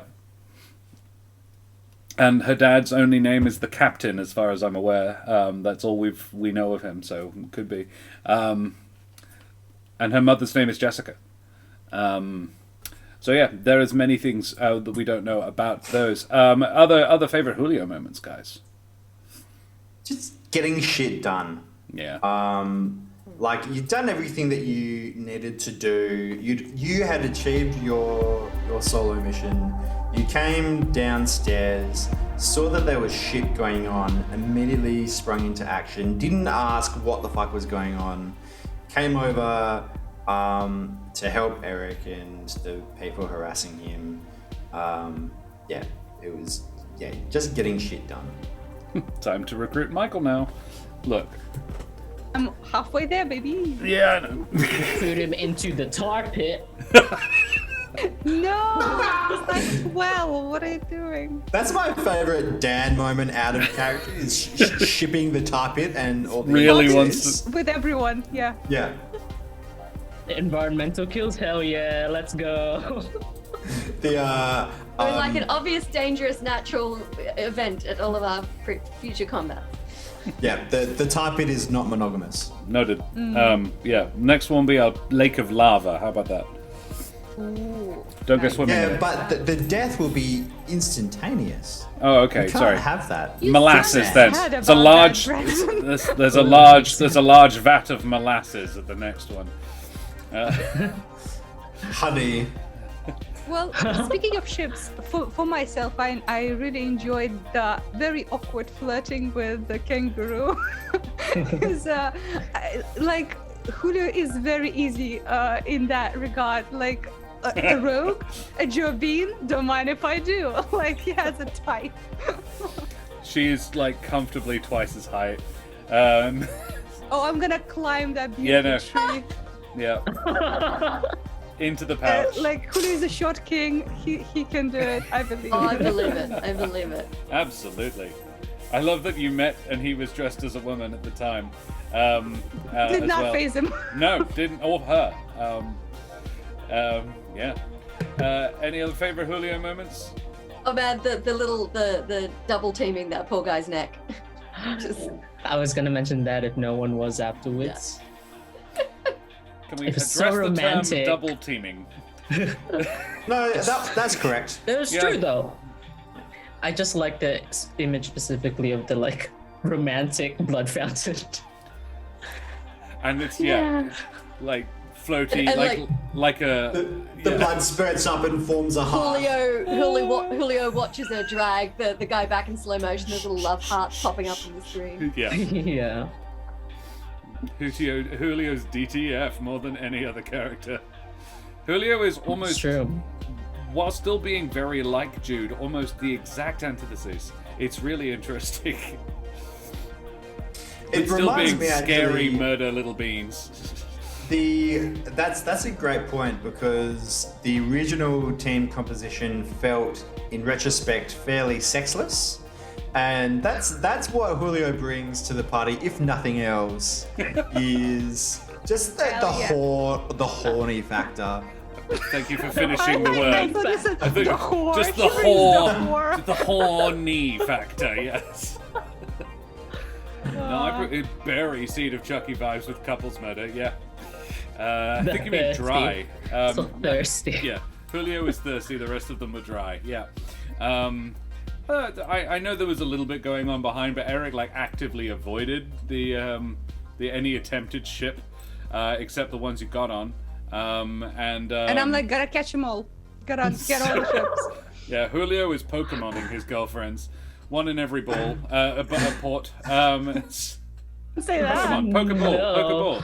Oh no. Sure, uh-huh. I know. Yes, very cute. Yes, I know. Ugh. Hi. This So is the difference between dogs and rabbits, guys. My rabbit's just chilling here. Just my dog got off my lap, chased a ball several times, and then got down.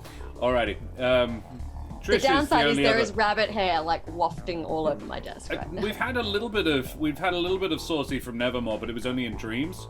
Tavernish is sexy. Well, Tavernish is sexed. I don't know if he's sexy. And yeah, Trish's got her, not her end away. Trish the got some opposite. tail. Yeah, Trish got some tail. Yeah, boy. Yes. Alrighty. Good. Well, thank you everybody for that. We need a Daria self moment. I'm not trying to escape it. I'm trying to distract you with Daria first. I said my favorite self moment, which is the shipping, which I indulge in with every rogue that we meet. Very well. But I think it's time to discuss you. Yeah. Well, Good segue, Daria. Hell yeah. Thank you. All right. I'm Nevermore sorry. in his I'm unseen gonna service does not count, Omi. I'm gonna cockblock this segue because I want to do a favorite group moment. Very We well. already kind of addressed it, how well in character our team works together, but out of character, that worked because we weren't trying to jump in on each other's shit. We were sitting back and letting everyone do their thing and characters have their moments, and that was really clear and felt really seamless. So good job us. Yeah. We four people are the reason why this stream is so great. Yeah. I'm quite happy to end here. I think that's very good. Oh, I'm just kidding. Let's do favorite DM moments. Well, my favorite DM Almost got moment. us. My favorite DM moment would actually come off that, because I'm gonna take some credit for that. Like keeping it moving between you, and yeah, when people are doing different things and in different places, keeping the action moving and keeping everybody feeling involved. You guys are definitely very good at knowing when it's your time. But partially that comes down to trust for each other and trust of me that I will give you your moment and give you your time. To everybody gets their chance. Everybody will have their say. And so yeah, my favorite me moment. I had several, but I loved today. I loved bringing Susan back. But yeah, as I think just I did good DM today. And as much as you guys did excellent player. Yeah. Well, there let is me- three let me- pets on stream right now. Just a Let tiny, me- like, Dan, Brendan, you're gonna have to go illustrate. and get something. I know. There's a puppy up They're all on different as well. and a puppy cat. We got a Have a food train drink. going on here. I also have a drink. Yeah. As a lord of murder, my pets tend to be undead, so I'm sorry, Josh. I think that breaks Very TOS. Very well. Okay. Yeah, that's we're not fair. allowed to. Not on Twitch. It's worth it though. It's worth it. Let me Thanks, Jack. piggyback off of your thing, Josh. I want to give an example of you giving a moment to one of us. We already kind of touched on it when we were talking about Karen, but the way you played Benna was fantastic. Of her, recognizing in character the success of the team and attributing that to Kesh, and on several occasions deferring to her, I thought was very cool. I haven't seen any streams featuring Benna, so I had no idea what kind of character she was like. But I feel like I now have a very good sense of that. Yeah, it was a fairly good introduction to Ben Azaridin. Nerds of the West, Raiders, thank you for joining us. We are just finishing up our favourite moments. Actually, the guys are just telling me how good I am. It's very nice and very kind of them. But yeah, thank you for joining us. I hope you had a good stream. What were you doing? Tonight is Reese, who is one of my favourite nerds. Of the West and otherwise. Reese was in my first ever Twitch D&D game campaign. Reese and I played best friends. We'd never met before. And we now have, and Reese is an absolute champion. Guys, thank you so much for the raid. Throw your favorite raid emotes up in chat, guys. Finger guns to Nerds of the West. Pew, pew, pew, pew, pew. Exactly. I'm going to throw my finger guns up because I subscribe to exactly one channel that isn't my own, and it's Nerds of the West because I love them finger guns. So, guys, thank you so much for joining us, you bloody champions. Smash the follow button and tell us what the heck you were doing, while the others tell me that I did an okay job as a DM this evening. Yes. I will say, dang you, Brandon. You took my moment. I also love it. Okay. And that happened. I loved how everyone understood how instrumental Kesh as the leader is. That's great. I will say another thing I liked is that while you were giving descriptions to the prisoners, you said, and here's this guy, and he's batshit crazy. And I am like, oh boy, what's he gonna do in the fight? We'll see it next time, and I'm very pumped to see it. This guy's a psychopath. Yeah, that was actually the word I used. psychopath. He is a genuine dead set psychopath. And I'm like, oh boy, what's he gonna do? I love that intrigue. The absolute gremlin shutdown. Yeah.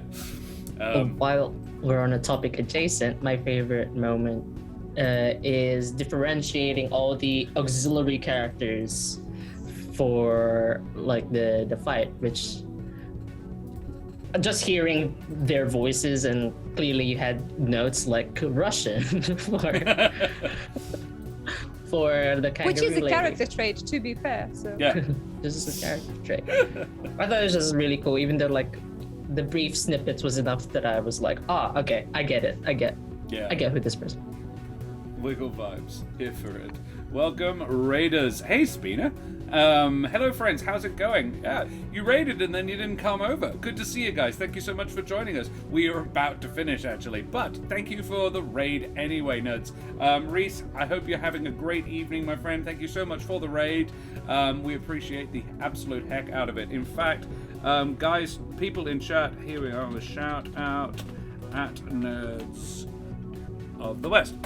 Go check out Nerds of the West. They are a YouTube and Twitch channel. They produce some amazing board game content. They also have a D&D game on Friday nights, a night we do not stream, so please feel free to go and check them out. The game is really good. It's urban themed, not urban in that rap. It's more like urban. They're playing fantasy police force in a city setting. It's really very funny. Reese is in it, as is Beck, who are the two of them that rate us the most, and we appreciate the heck out of them. Technical difficulties on my end. It seems I rated at the right time. Hope y'all had a great game tonight. We did! We had a splendid game tonight. Only one person, more than had already, fell into a pit of tar. Now, follow and do all the things. When you head on over to Nerds of the West, they are absolute legends, lovely guys, and I've played on their channel a few times my own self. If you go over to their YouTube channel, you can see me beat the pants off all of them at Cartographers twice. I'm very good at it. I think everybody's told me how great I am now, so that's lovely. Thank you very much for it. My other favorite, it comes back to, the cameos. It was Cameo Central tonight. I did like having Benna and Susan come back. I always love playing Susan. Susan is such a sweetheart. Susan's lovely. But Benna has a very distinctive voice, and it was really cool to actually find Styx's voice. I had a vague idea, but I hadn't actually it was like, that's cool. He should have had rage, really, but it made it even funnier because I was expecting you really thought he'd have a lot big more hit points. Barbarian guy with stacks of hit points, He had and I was 60, expecting to have to tangle with him, and then he just kind of dropped before he made it to me. You just He had a bit. Julio took Julio did 20 something. Kesh and Bennett did 20 something. You did a buck ton.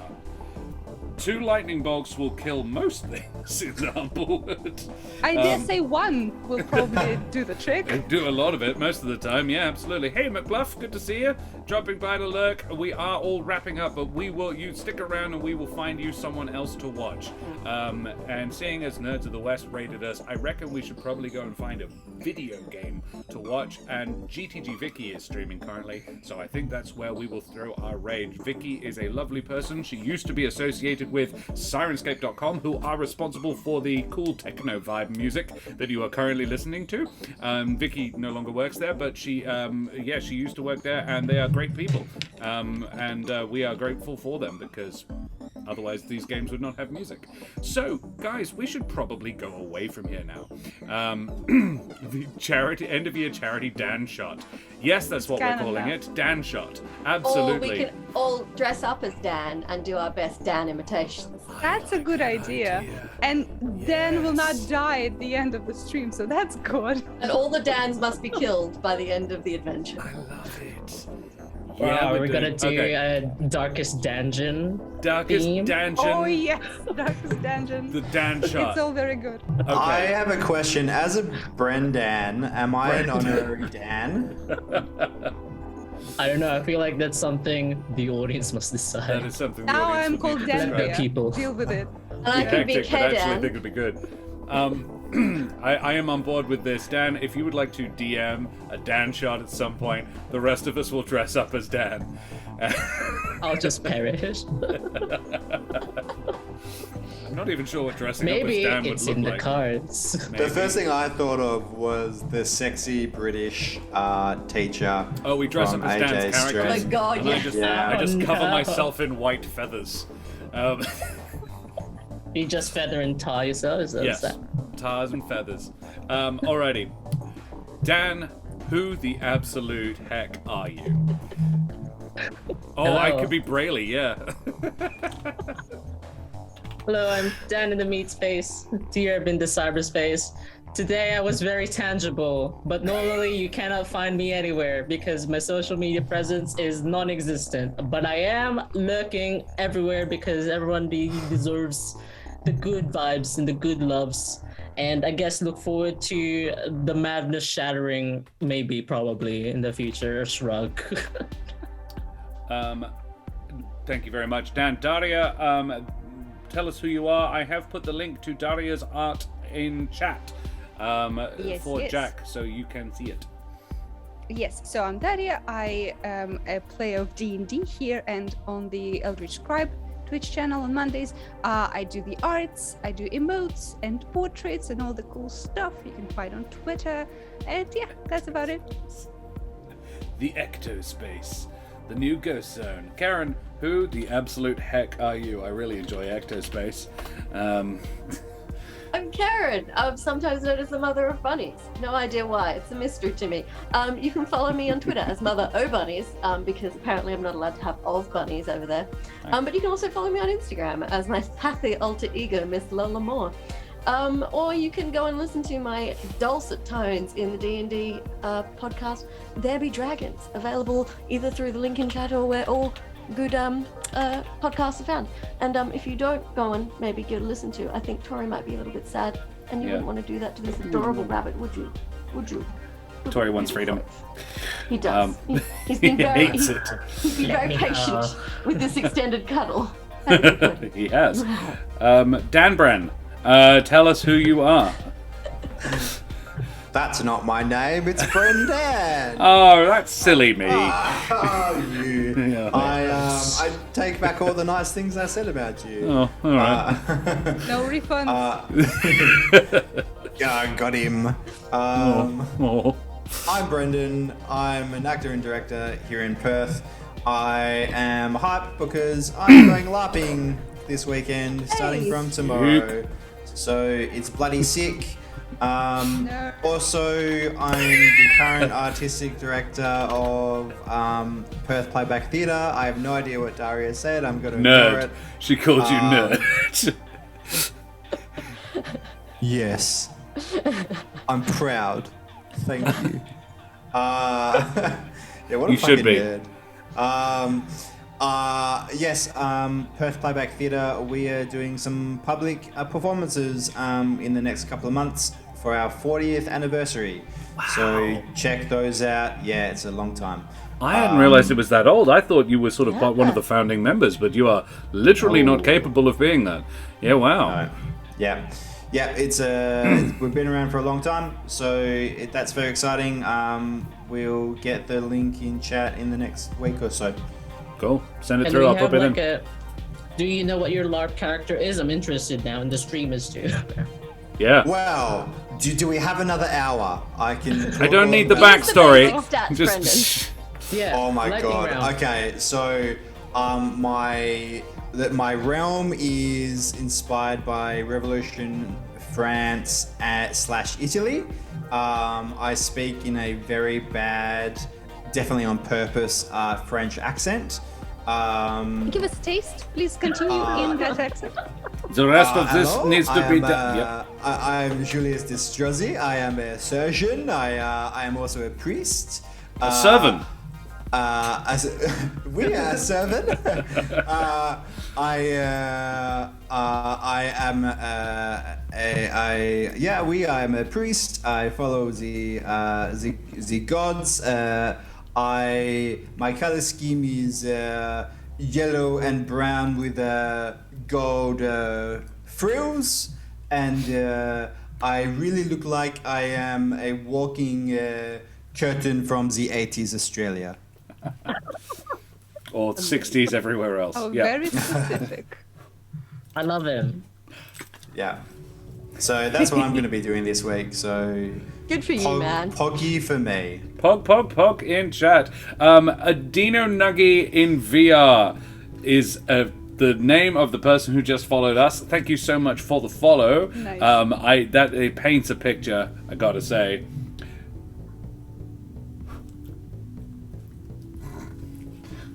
She hates it when I blow in her face. Oh no. It's very, very cute. Yes. And Madame and Monsieur, Dama und Herren of beings of indeterminate gender and persuasion, I be Josh the Pirate. You can find me here on my channel, Corsair's Cove, which I run with my lovely lady wife. But you did that already. Well done. Keep doing it. We run Humblewood and other stuff, other D&D based stuff mostly, on this channel. And on Tactics Tuesdays, me and sometimes a friend of mine, sometimes Brendan, a friend of mine, comes along and we talk about stuff. We talk about a game, different RPG systems that I have never tried and would like to try. Castellan came along last week and we talked about Monster of the Week, and it's a really good system. I really enjoy the character creation system on it. It gives a lot of the other it gives the people in the party with you agency in your character creation, which is Is that really pulled neat. up yet? I want to watch it. The VOD it's up on Twitch, but I'm not currently putting them up on YouTube, but I probably should. I was going to wait until there was 3 or 4 of them so there could actually be like a list. But yeah, you can watch it on Twitch. It is a really interesting concept, and Castellan is up for DMing a game of it with the party we created. We created a party of 4, and he is really invested in it now. And he wants me to play the only Muggle in the party, Chad. Oh, what was his name? It was like Chad Normal Person, but it was Chad Jones. Chad. Chad Normal Guy. And he's a normal person in a group of like psychics and wizards in a like it's like a foster home for special youth. Magically special youth, and he's not sure how he got there because he's not magically special. He just keeps being in the wrong place at the wrong time, and there is 3 other players, and I think it would be really cool. So we're going to run that as a one-shot in the next little while, and I'd love to have Ardana over because Ardana seemed quite interested as well for that. But yeah, I'm looking for a couple more people. Beyond that, I run Humblewood Monday to this coming Monday. There will be the Humblewood Monsters, Flux and Fire crew will be coming along for Of Cinders and Souls. They will be joining us. Unfortunately, we couldn't play this Monday because AJ had to go to the hospital for a friend, but that is really cool. They will be, they will be coming, and it will be really cool. So yeah, a 2-shot. People going to the hospital is not. It's not cool. I'm not endorsing that at all. It does sound really interesting. That doesn't mean you don't need to go to hospital. Yeah, you know, It's good that they went to hospital. definitely. It's just bad that they had to. Jesus. Courses Cove recommends getting medical advice. I recommend from your medical practitioner. attention. Yes. If symptoms persist, please go to the hospital. Official stance, it like scrolls in the Says Cove. screen. If symptoms persist, We are Modern not medicine. medical Good. professionals. Do not take medical advice from us. Thank you. if targets Official stance persist, of the please channel. see your healthcare provider. Anti-healthcare, my God. No, we're Australians. We all get free healthcare. I'm only alive because of ongoing healthcare, so I'm very pro healthcare, guys. Josh totally endorsed going to the hospital. Exactly. My official stance on healthcare is that you should take advantage of it if you can. Says the man who had to be persuaded to go to the emergency when he's bleeding all over the kitchen. It wasn't Got the deep. feed, got the feed. It wasn't deep. It was just a lot of blood. It was a lot of blood. The dog was hungry. Josh, tell us about the podcast you're in. That's probably for the best. Yes. Yeah, turn down your face. Yeah, so there is Humblewood this coming Monday. There will also be a special Humblewood one-shot on Wednesday next week with Jack O'Brien, who is in chat. I see you in hell, D-Rab. Hello, my friend. Good to see you. Yes, we will be back on Monday night. I see you in hell. Spina, you should join us because you have been supporting us the entire time. So it'd be really good to see everybody here, really, back for the original Humblewood crew, not the current team, but the original Not the crusty team. brand invitation, Humblewood. The original. For their final 2-shot. And then we will be back for the penultimate episode of this season, where you guys lay some thunder down on the people who are keeping this prison. Yes, it's going to be a big week for Corsair's Cove next week. For RPG evenings, Monday, Tuesday, Wednesday, Thursday. You can come here and find us on Corsair's Cove and hang out. We'd love to have you here. If you don't Sleepers for the week. and for the dead. If you like the majestic voice, but you think I could stand to turn the face down a little bit, you can find me in the podcast There Be Dragons, where I play the infamous and deadly pirate Scan Felspar and his little dragon Rush. So we should go away from here now. GTG Vicky is still streaming, so we will do that. Guys, we will throw a raid over to Vicky now. Throw your favorite raid emotes up in chat. Tell Vicky where you came from. And you can find us here, same bat time, same bat channel, next week, or Monday, 7 p.m. AWST for more Humblewood. So, guys, yeah, we're going to chuck that raid over now, as soon as I can find GTG Vicky. Lost Nova, she is playing. That's interesting, looks exciting. Vicky's a lovely person. And we will go away from here now. So, guys, say goodbye, everybody. Hi, guys. Farewell. Bye, everybody. fellows. Oh, Oh, I do apologize. We have forgotten something Oh. very important. Karen, tell us about Yes. Ukraine. Oh my goodness, Ukraine. Yes, Ukraine is having a shit time. You've probably heard about it. Maybe you've forgotten a little bit by now. Unfortunately, it is still very much happening. So the link in chat is the emergency action appeal. And you can go over there and donate to help Ukrainian refugees. If you do, you'll make my family happy. Excellent. Well done. Say goodbye, everybody. Bye, everybody.